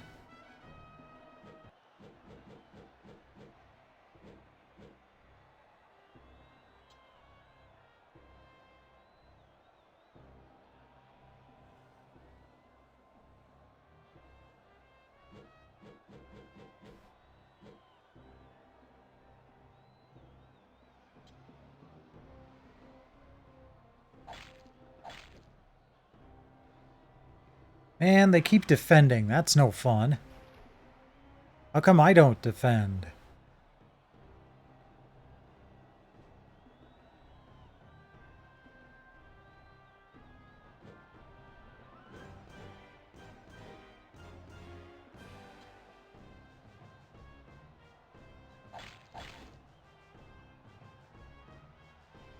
Almost got Pabasa there.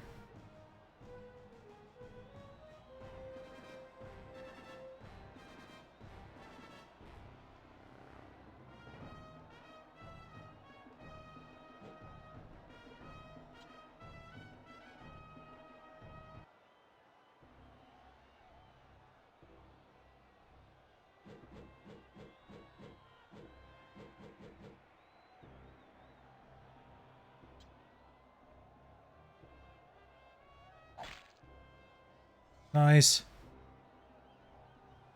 Always pleasant to get a critical hit there.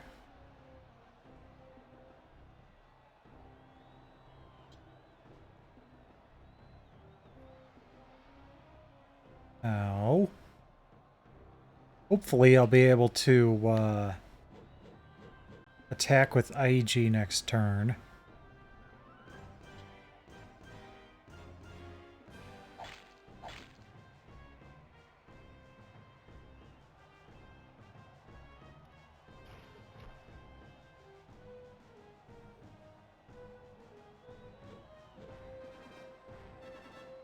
Yep.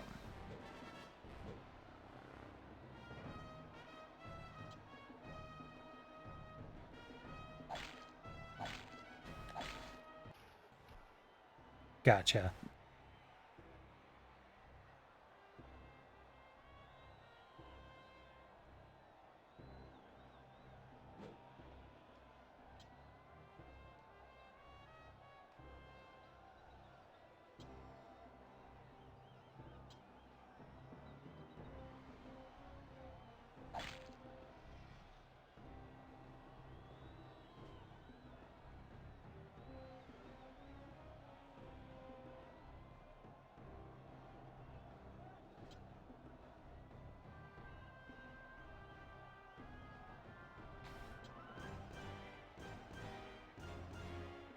Almost got it. Gotta take out Urshanabi here.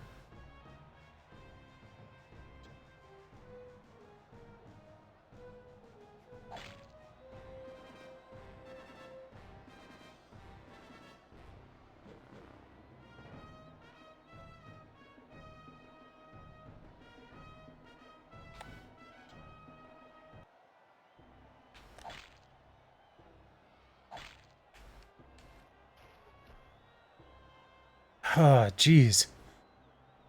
Guy's a pain in the ass.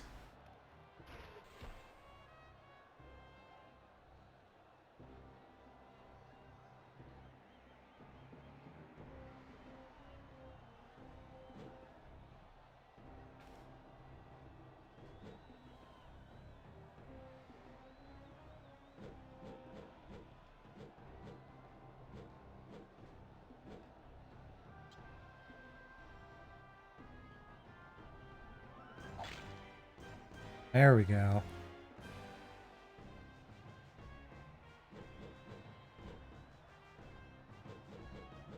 Can I do long shot too? Ooh, what's sparked? Oh, it won't reach.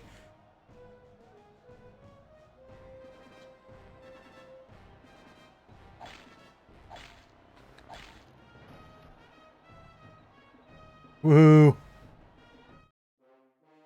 Victory!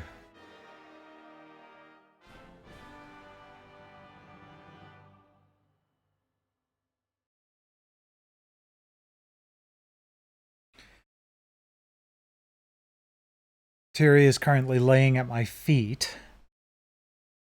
It's her way of telling me that she wants to lay on my legs with the recliner out, but I don't put the recliner legs out when I'm streaming.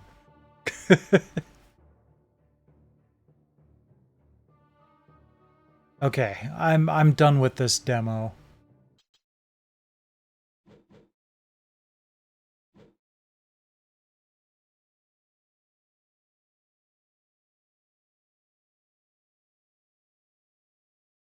Got other games we gotta get to.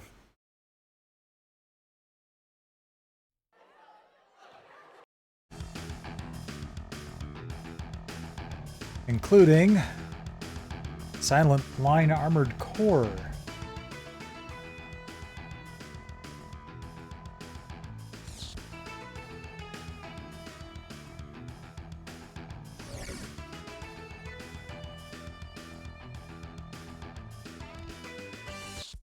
Been a while since I've played an Armored Core game.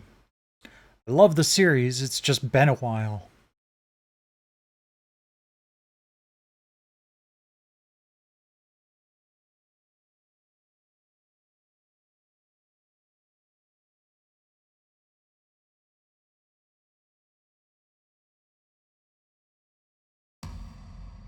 Back before From Software decided they were only going to make Souls games.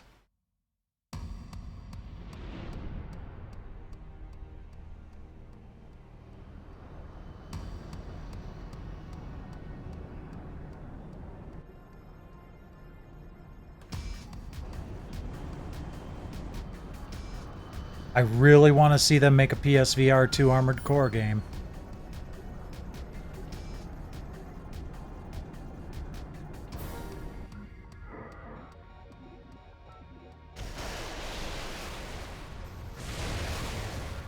Well, that's not good.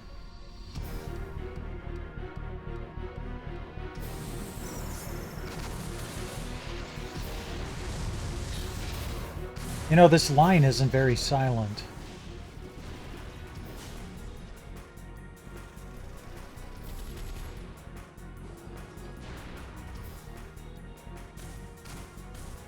Nice 60 FPS action, though.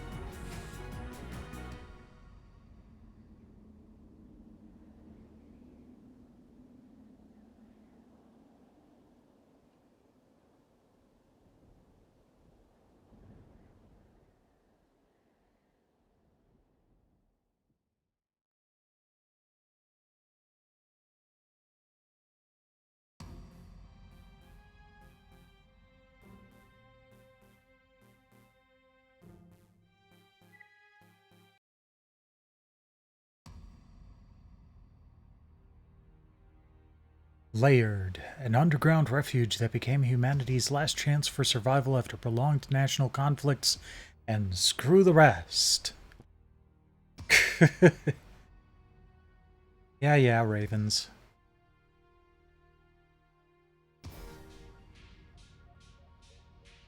If I understand correctly, this is a direct sequel to Armored Core 3.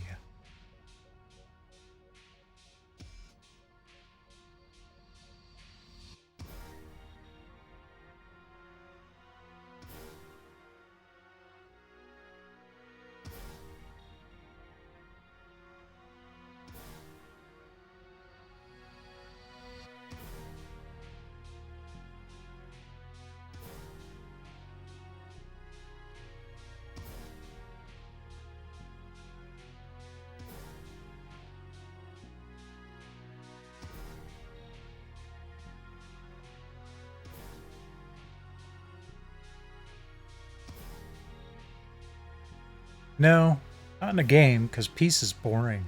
That would be an interesting game to try to figure out. Find a way to make an interesting game where peace is the goal. That might be a challenge.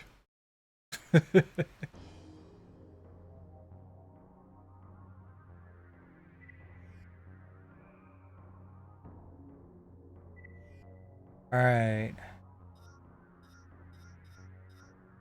What legs do I have available? Oh, yep, definitely need those.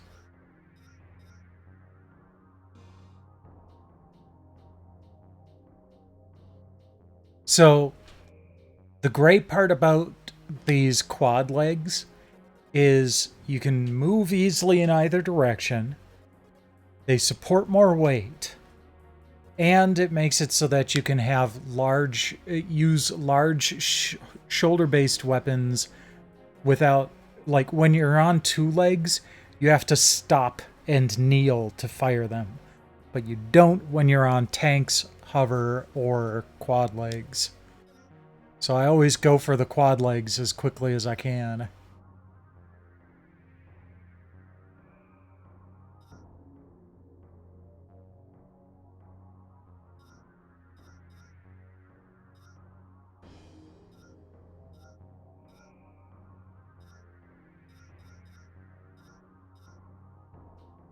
I'll just go with everything else.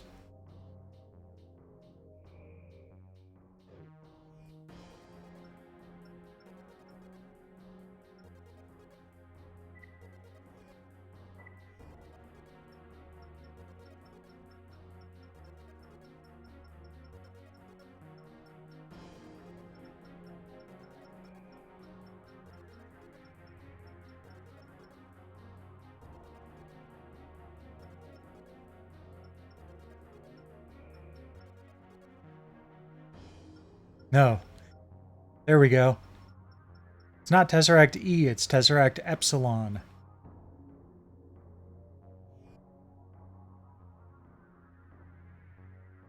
Alright.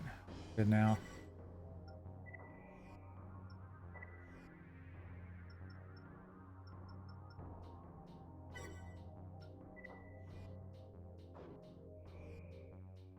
Alright.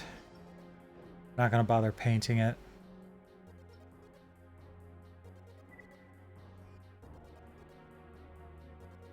Zone 1, Old Layered.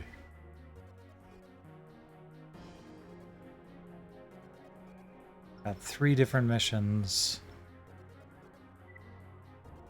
Go with the cheapest one first, because that'll probably be the easiest. We'd like you to investigate reports of a suspicious gathering in Sector 517. The sector has been under Mirage's control ever since Crest withdrew from the area. Unfortunately, given more pressing issues, we've neglected our duties there. This oversight ends now. As the administrator for the area, we have a responsibility for its security and integrity. Suspect activity, such as the gathering taking place there now, is best quelled early on. We're sure you'll resolve the problem to our satisfaction.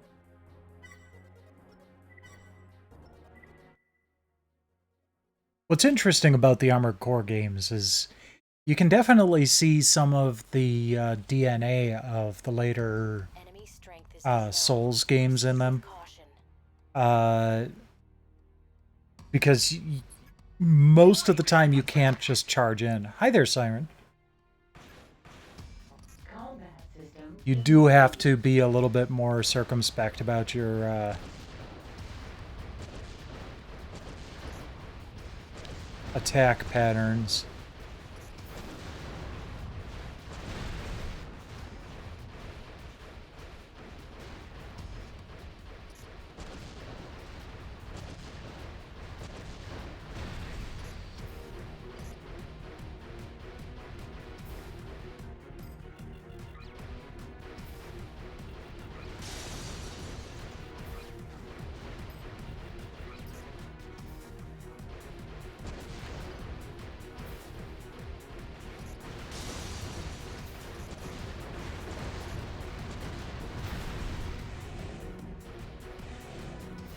Okay, I do have a laser blade.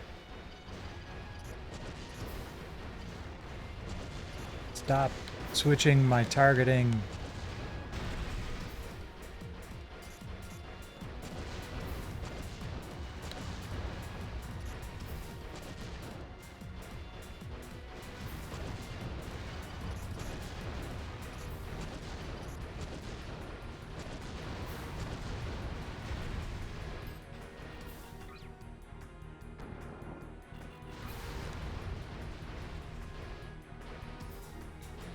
Okay, think I got him. Yep. Plus, you have to pay for repairs on your mech, so even if you win, the more damage you take, the more it's going to cost. So, even though I succeeded, all the ammunition and repairs made it so I lost money on that.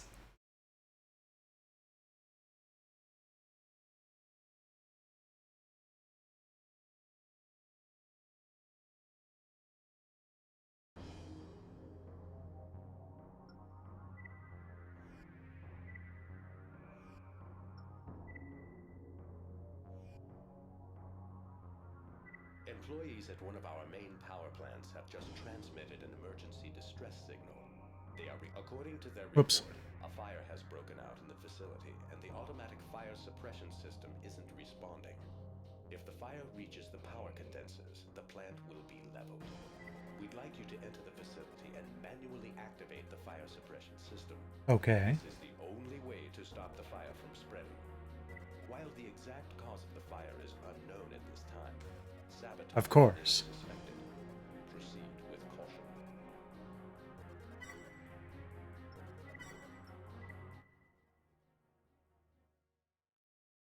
So that may seem redundant, accept mission, commence mission. But you actually can accept and then do it later. The security system is malfunctioning. Wait, this isn't my mech? Oh, you bastards. Retaliate, but don't waste too much time.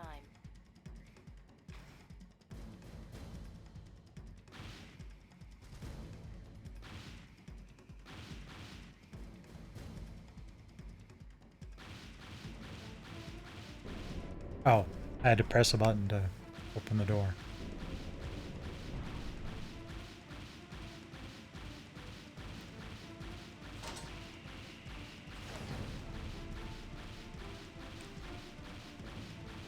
Where am I supposed to go?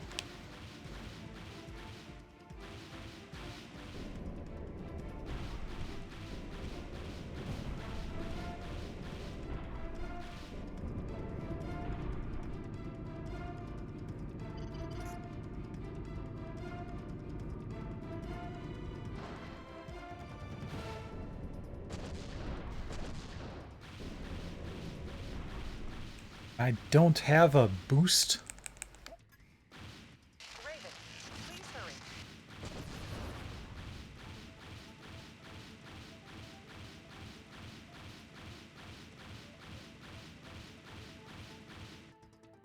No, I don't want to abort the mission.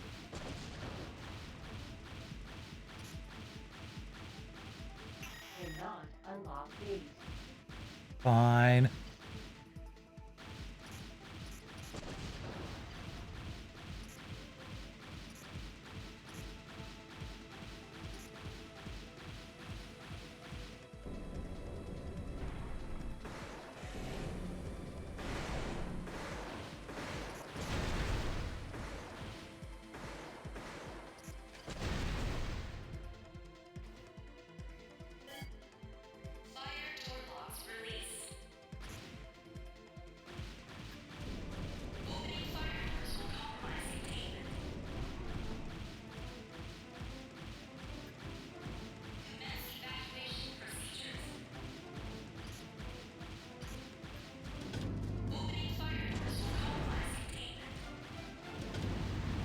Yeah, I know, but I have to get in there.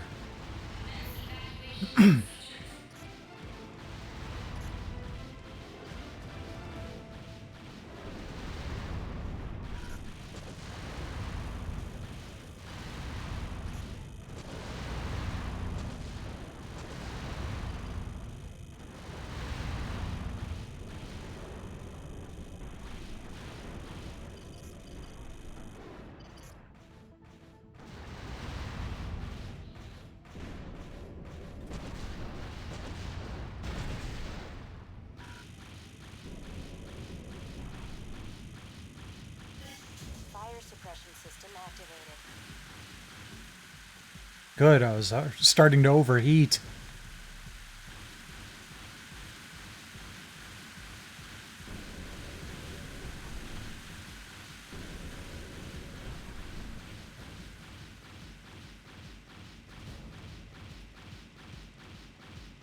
Was that the only one?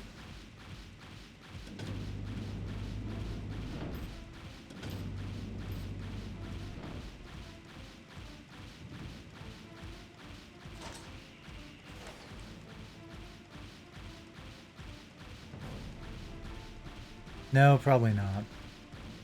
Well, definitely not, considering the mission is still on.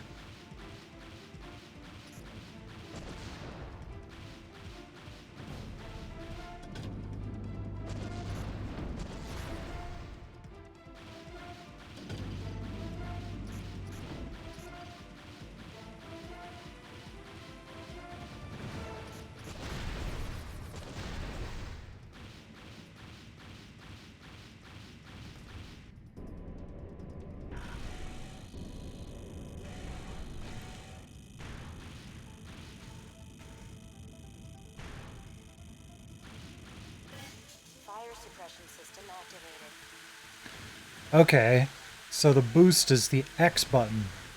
It's pretty much the only button I didn't try because that doesn't make sense.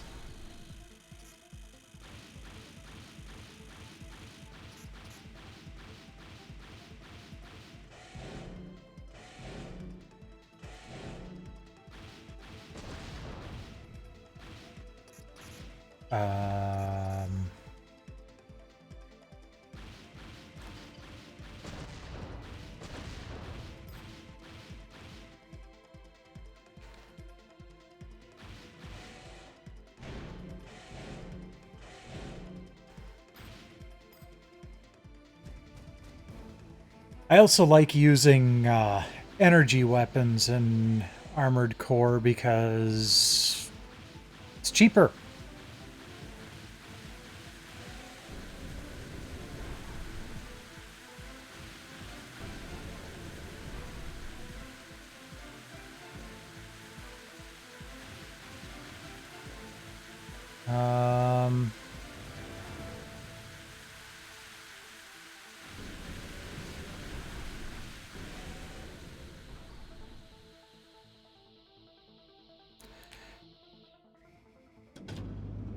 Energy weapons don't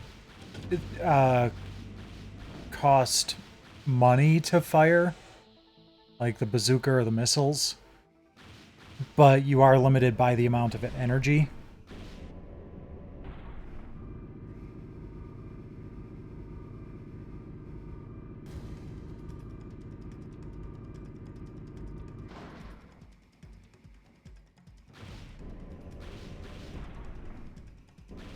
Did I miss something up here?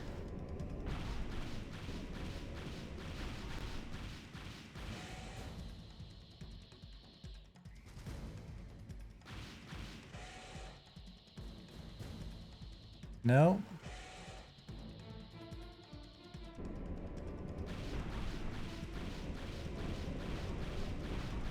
Hmm.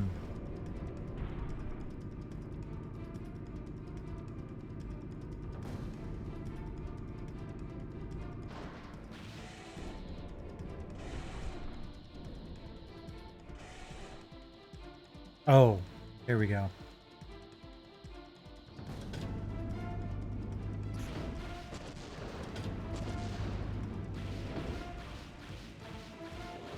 Plus, you can't run out of ammo with an energy weapon. It just recharges, but...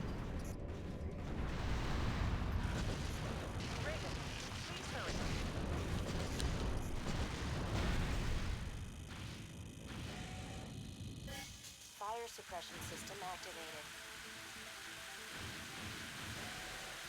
All fire suppression systems activated. Yay!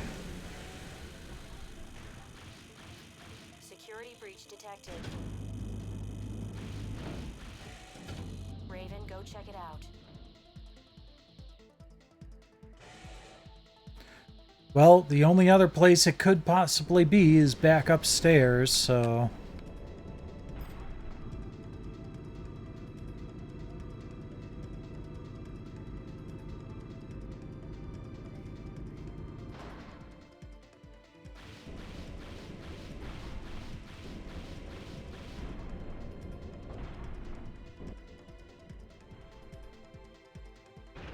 Oh, you're large.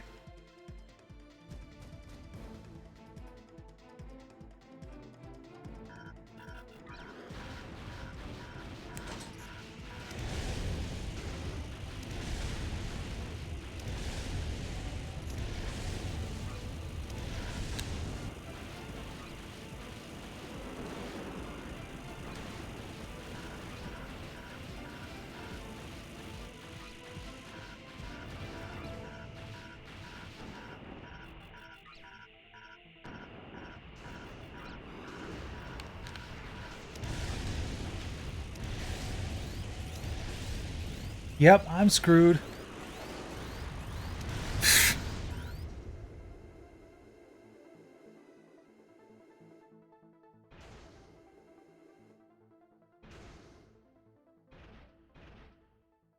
Well, we'll try the third mission.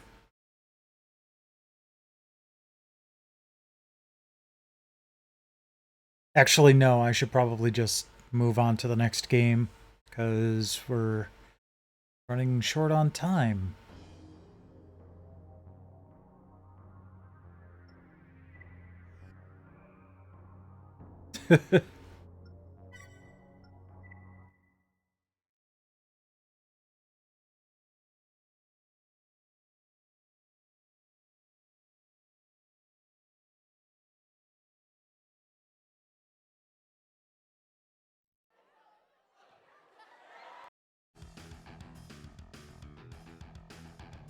Okay, next up is Alter Echo.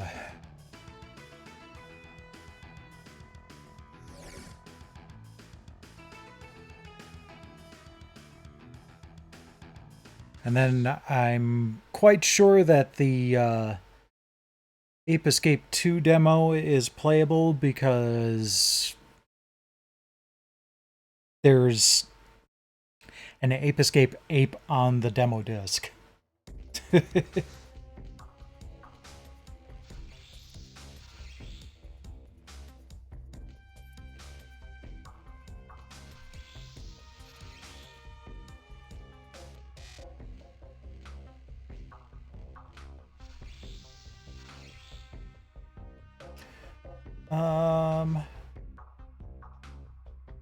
Let's just start the game.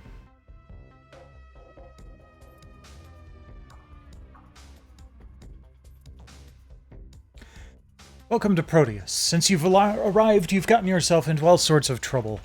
Your mission? Survive. And take out that gunship if you get the chance. A gunship piloted by your enemies Kess and Garen has chased, strafed, and dive-bombed you, dodging your every move. Then there's the planet itself. Which, apparently something bad. But I didn't get enough time to read. Great.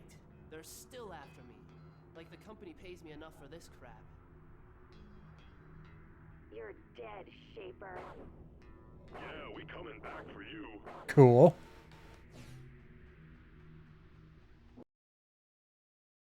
Is a special ability that lets you alter time and queue up fierce attacks on opponents. Here's how it works. First, you need time dilation energy. Guess we're gonna do the time dilation demo after all. To enter time dilation, press the R3 button. Each opponent is represented by a target icon. Your goal is to build a chain of attacks that will strike as many as possible.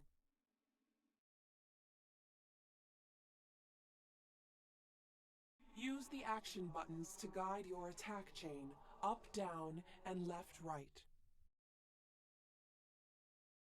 You have to time each press according to when the icons come together. The timing bar will help you get the hang of this. You need to press the buttons while the slider is in the middle zone.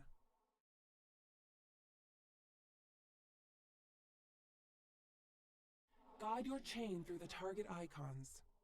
The longer your chain, the more damage you'll do to the targets you hit.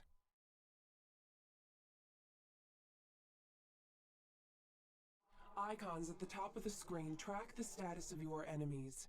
If your chain does enough damage to kill an opponent, a skull will appear, indicating death. Once you've done enough damage to kill every opponent, time dilation ends, and Nevin carries out his attacks in suspended time, his enemies unable to strike back. Those Okay, are the basics. that's kind of neat. Be sure to practice them. You'll use the same skills to time dilate in gun form, and to solve sync node puzzles. Anytime you'd like to watch this video again, choose Time Dilation Tutorial from the main menu.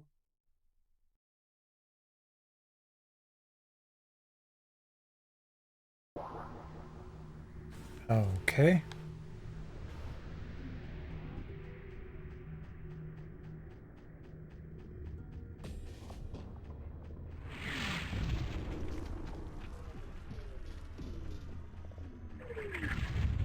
Getting hot in there. Good one, Kes.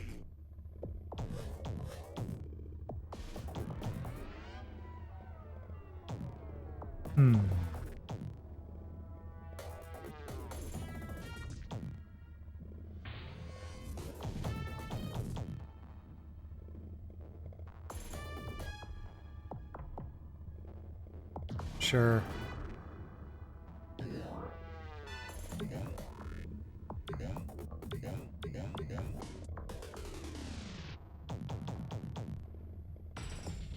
Ooh. Already have it though.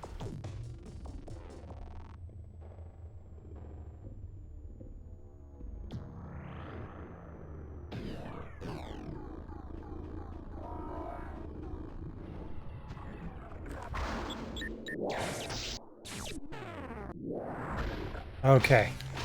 That gets started very quickly. I need to Ah. try of attack so the drones will block them.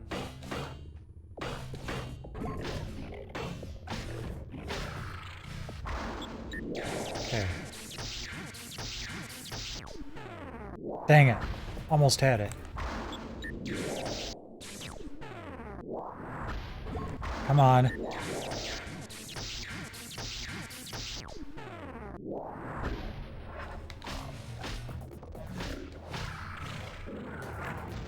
I wish that went just a hair shorter, or hair slower.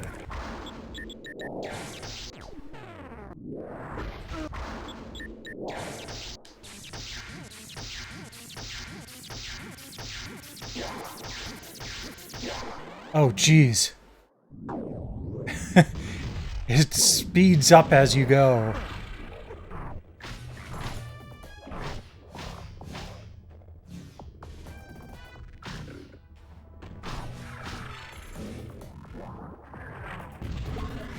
I thought I had some sort of gun. Oh, yeah. In this form I do.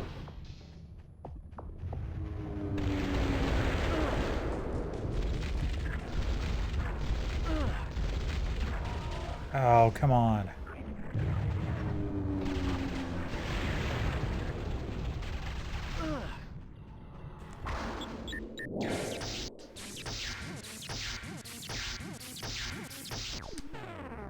Dang it.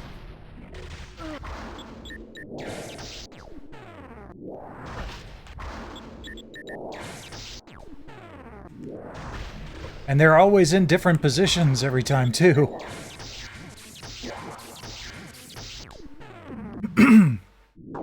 Well, at least I got one of them.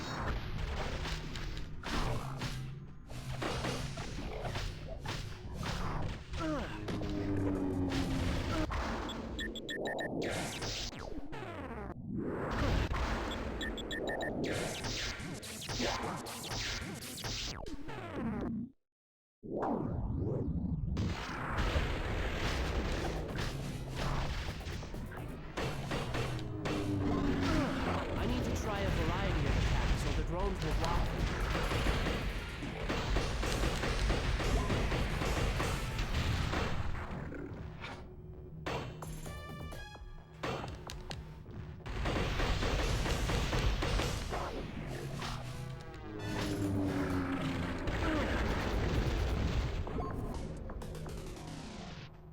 Okay.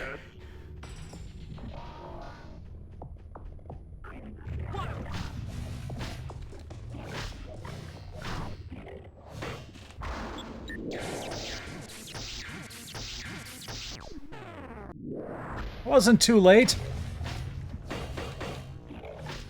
These drones block attacks when I do the same one twice in a row. Yeah, I know. You've told me that.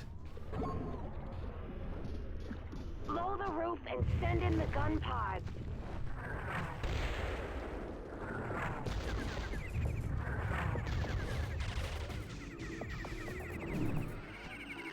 How the hell do I get up there?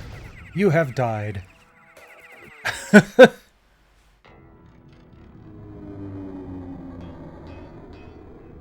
Great. They're still after me. Like the company pays me enough for this. You're dead, Shaper. Yeah, we coming back. I'm not going to go through that again. To be continued.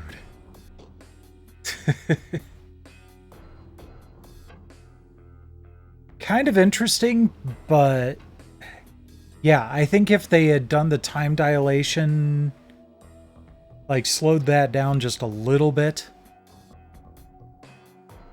because there's a lot to take in right away. You need to figure out where you have to go and, you know, which button to press, and you have to do all of that in the very short amount of time you have before that line gets to the middle of the graph. It's not impossible. It'd just be a lot better if it was just a hair slower.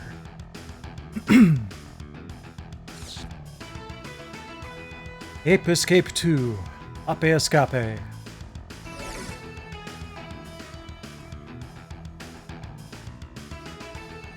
Mostly the same controls as Ape Escape. Good, good.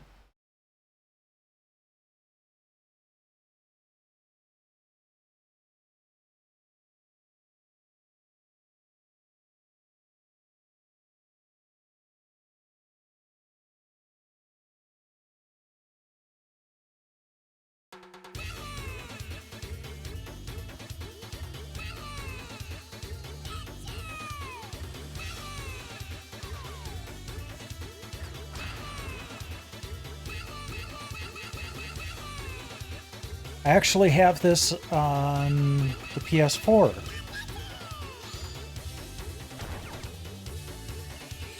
Haven't really played it very much. Never really did get into Ape Escape.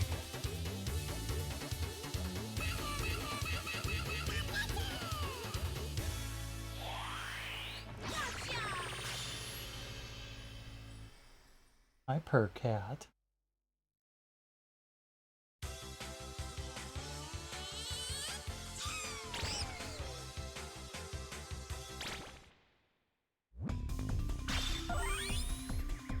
Go ape and capture 3 monkeys.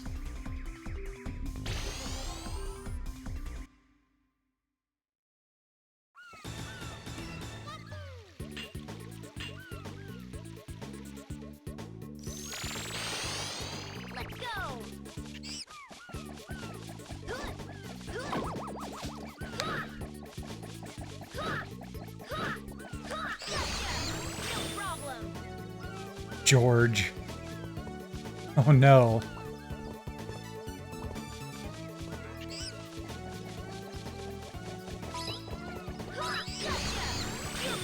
There we go. Libby.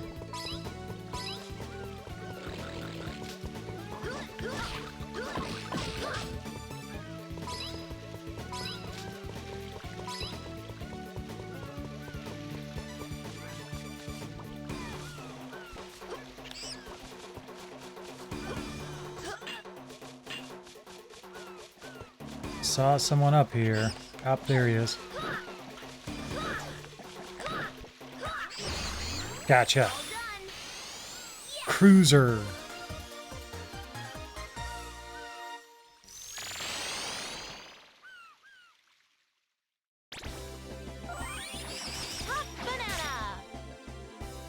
Top banana.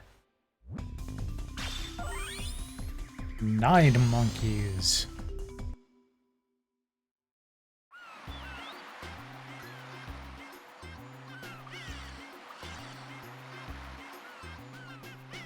Here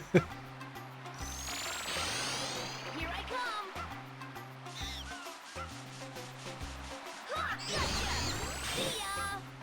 come. Gloria from Cleveland. Helmut.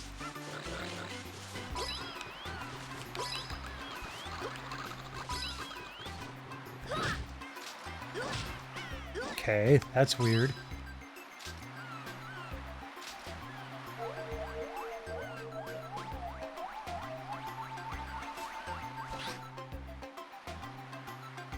He kicked sand in my face.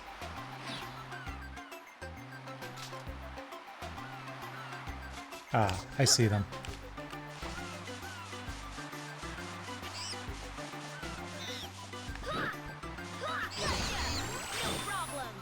Get you first so you don't run away while I'm taking on this one. Oh, come on.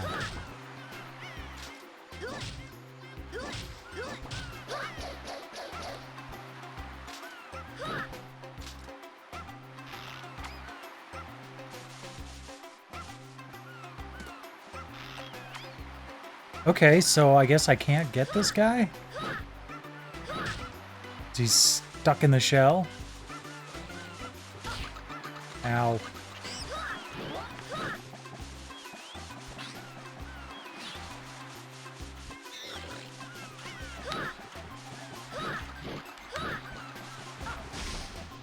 Dang it.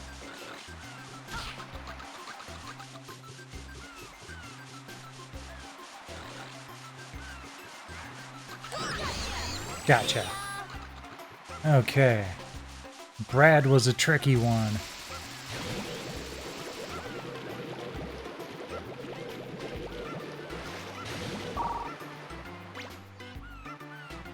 Oh, I guess.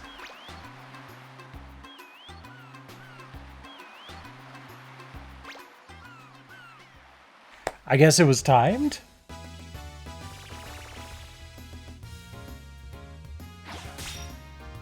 Or that's the way to leave the level and I didn't know it and happened to cross it accidentally?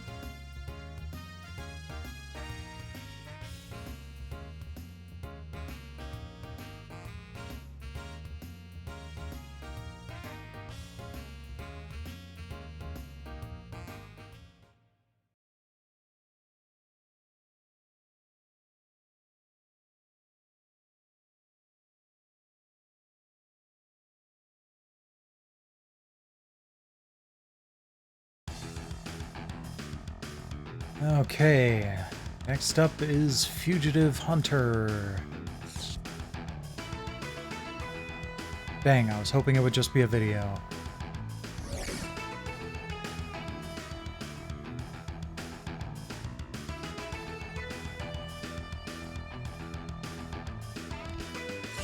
Okay.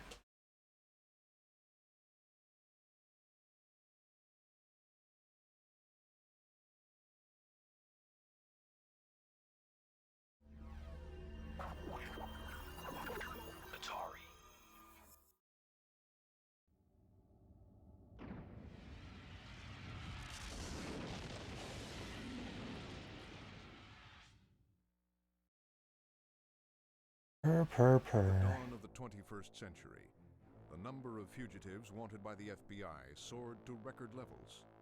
Federal agencies were overwhelmed with unsolved cases. Fugitives became more dangerous and unpredictable, and the top 10 most wanted were increasingly linked to terrorism. This emergence of worldwide terror networks caused unprecedented casualties abroad and at home. To deal with this crisis, Congress orders the creation of CIPHER, the Criminal Interdiction and Fugitive Recovery Task Force.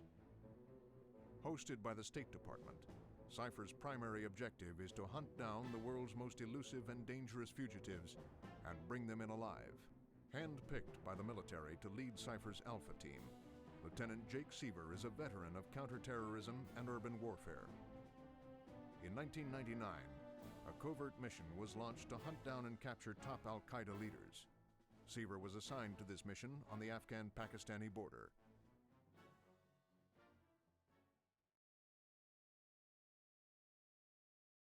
Well, he didn't do a very good job, did he?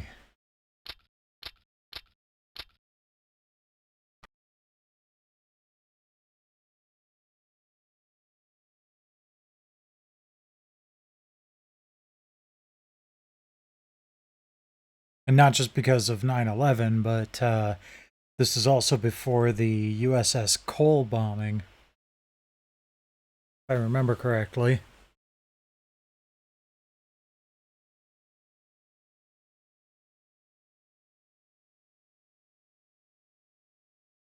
Yep. I've got a visual on LZ Raven. We're taking fire. Surface air weapons inbound. Mayday, mayday. We've been hit. Prepare for impact.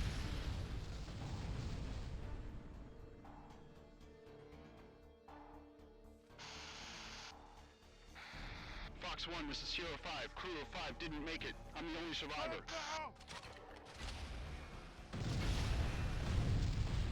Roger that, Sierra 5. I understand. Crew of 5. There are weapons spinning on the ground everywhere.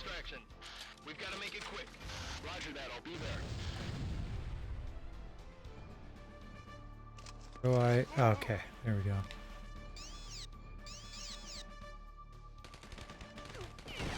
Good Lord. Stay calm. The training.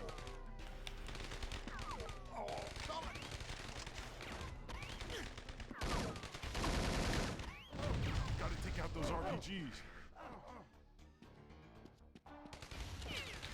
Yes, but how? I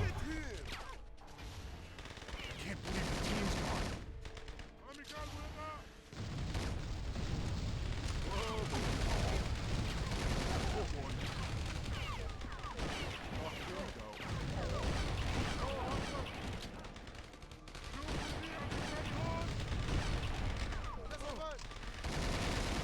Gotta take out those RPGs.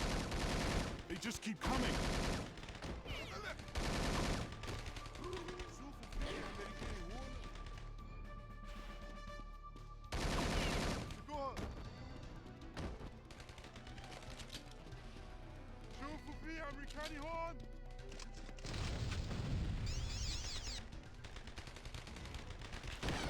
Gotta be quicker than that.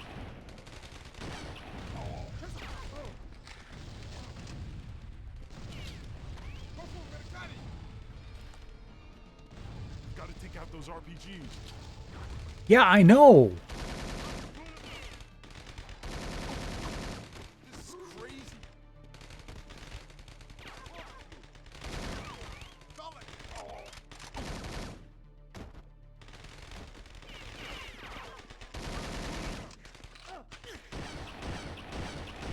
You haven't seen a heavy firepower yet.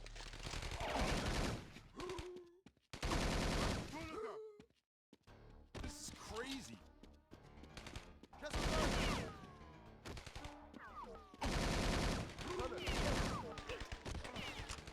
Did he just jump right off the ledge?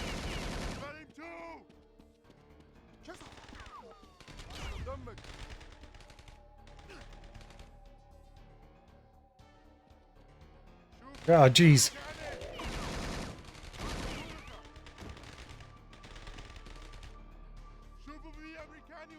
Okay, I'm pretty sure I just need to keep moving and not take everybody out.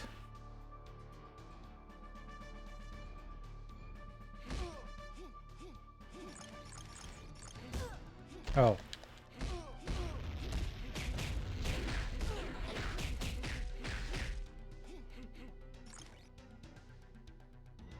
Okay.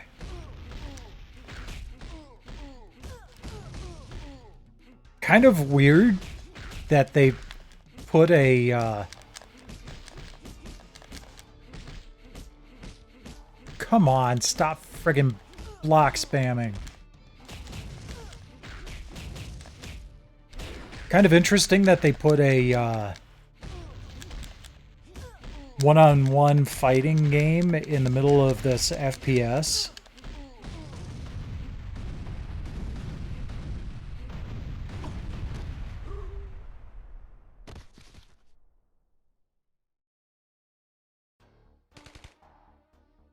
Kind of like how weird that ends up being. Let's just see if... Okay, good. It starts me off from here.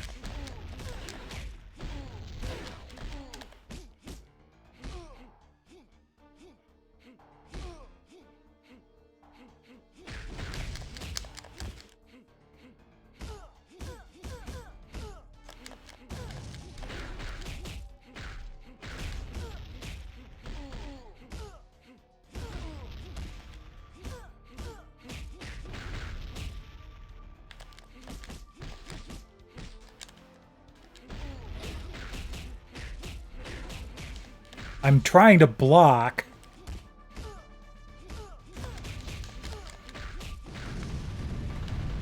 Jeez. I was holding the block button down when he was just hammering away on me. I'll give this one more try.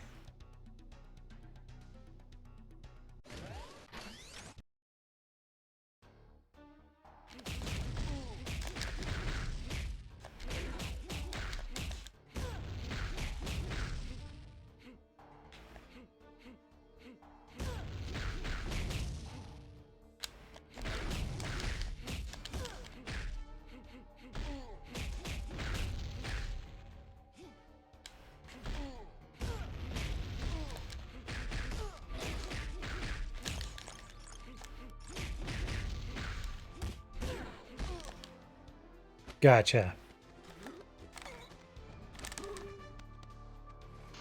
Fox 1, this is Sierra 5. I've cleared the area. Get me out of here. I'm gonna have to try to hold it steady. Sierra 5, you're gonna have to jump. Oh, mission complete. Okay.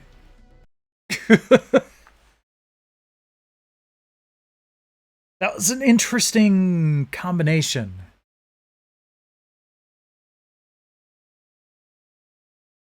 Like arcadey FPS and side, you know, 1v1 fighting game.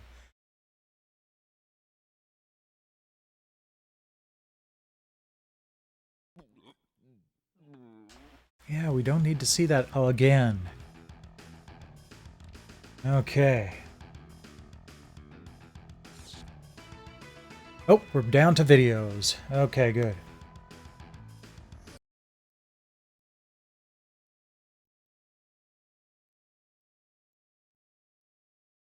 And you know what? We're over by about as much time as it took for me to clean off the disc. I did check tomorrow night's disc, and it's okay. So this bit of overtime is entirely my fault. Far beneath the shifting sands of time, a battle has begun, and a hero has been born. Let's see, 71, 72, October. Okay, October we're just doing all PS2 demos, but in November we'll start with the PS1 PlayStation Underground stuff again.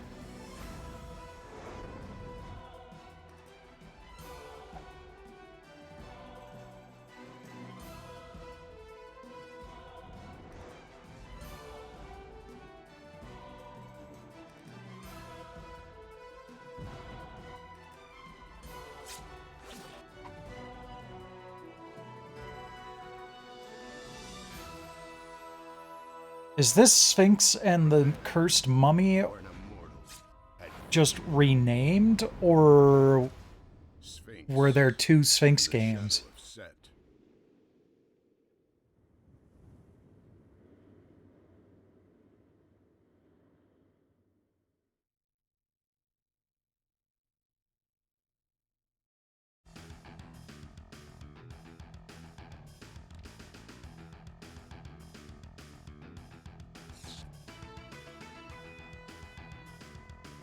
Wolfenstein, huh?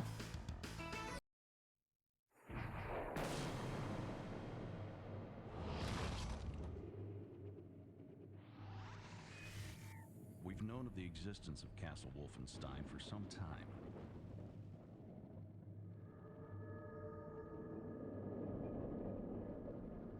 Wolfenstein. We've only recently heard reports from our Kreisau Circle contacts in the German resistance regarding bizarre occult rituals taking place there.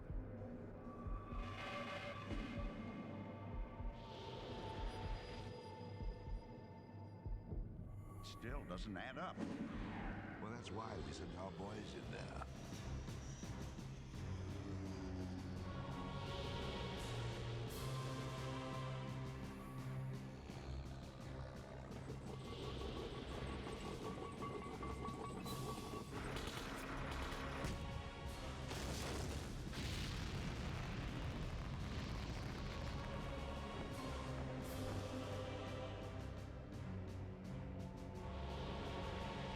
You know, for a brief moment, I'm like, oh man, are they going to have a problem on YouTube with my video having a Nazi symbol on it? And then I'm like, if they had a problem with Nazi symbols just showing up in a video, so many games would be unnecessarily censored.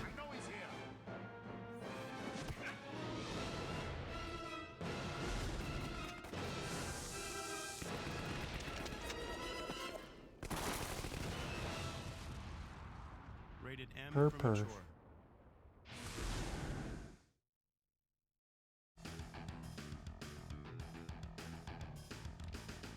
Okay. Next video, Wallace and Gromit and Project Zoo.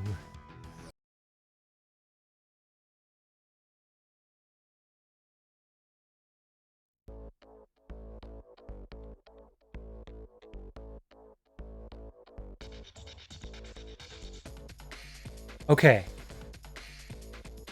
You know that I have always been one for a silky smooth 60 frames per second frame rate.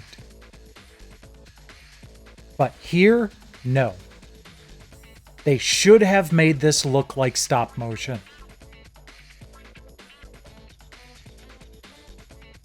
That would have made it so cool because of, you know,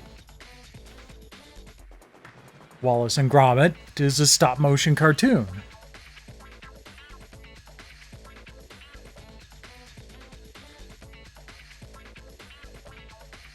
They did something like that in Spider-Man Miles Morales, where if you unlock the outfit that he uses in the movie,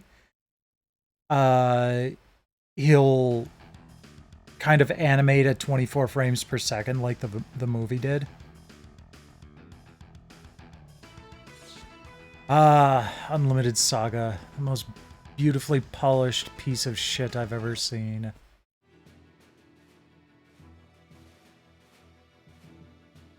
And if we had had extra time tonight, I actually had this game lined up to play so you could see the battle system and how ridiculous it is.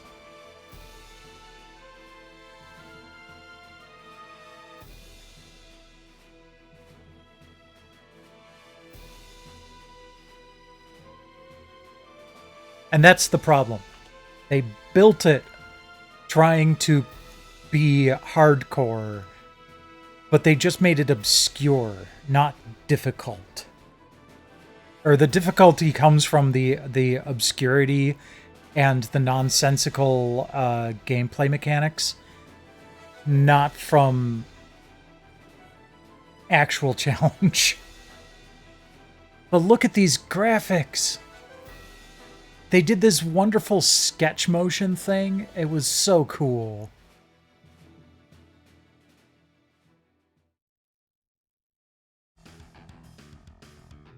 So yeah, I hope they do remake Unlimited Saga. I really do. Because they have a chance to make it more cohesive and playable.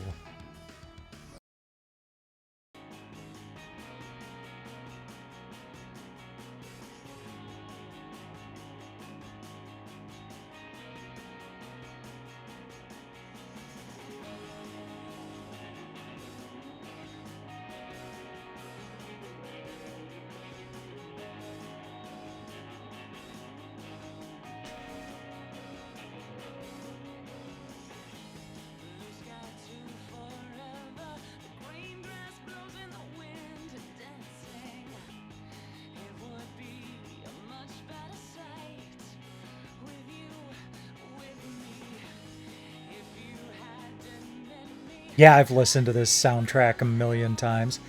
I barely recall playing this game, though I'm pretty sure I did. But I've listened to the soundtrack so many times because I love Akira Yamaoka's style and Mary Elizabeth McGlynn's voice.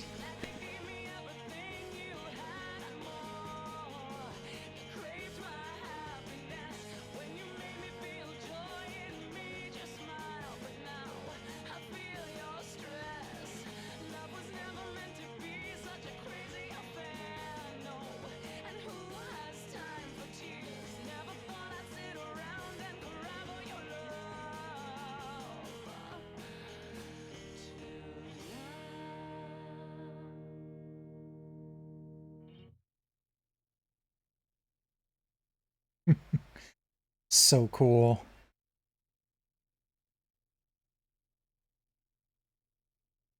Never really did get into Silent Hill 4.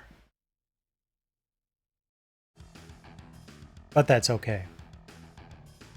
Alright, and then all that's left is that weird East Pack ad that we saw at the top of the night. So we're all good. That's disc number 71. We'll be doing disc number 72 tomorrow night. And that one, the first playable demo is going to be XGRA.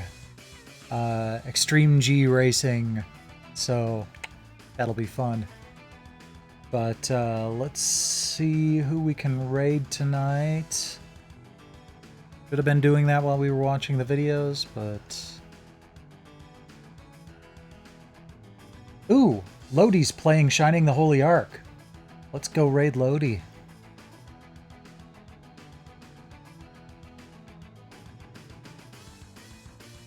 So yeah, tomorrow night will be disc number 72. And then Tuesday night, I will be starting with Phantasy Star on the Switch. Yes, you're actually going to see me playing a Switch game on stream. Gasp. So look forward to that too. But thanks to everybody for dropping by tonight. Always appreciate it. Rest well when you do. But in the meantime, enjoy Lodi.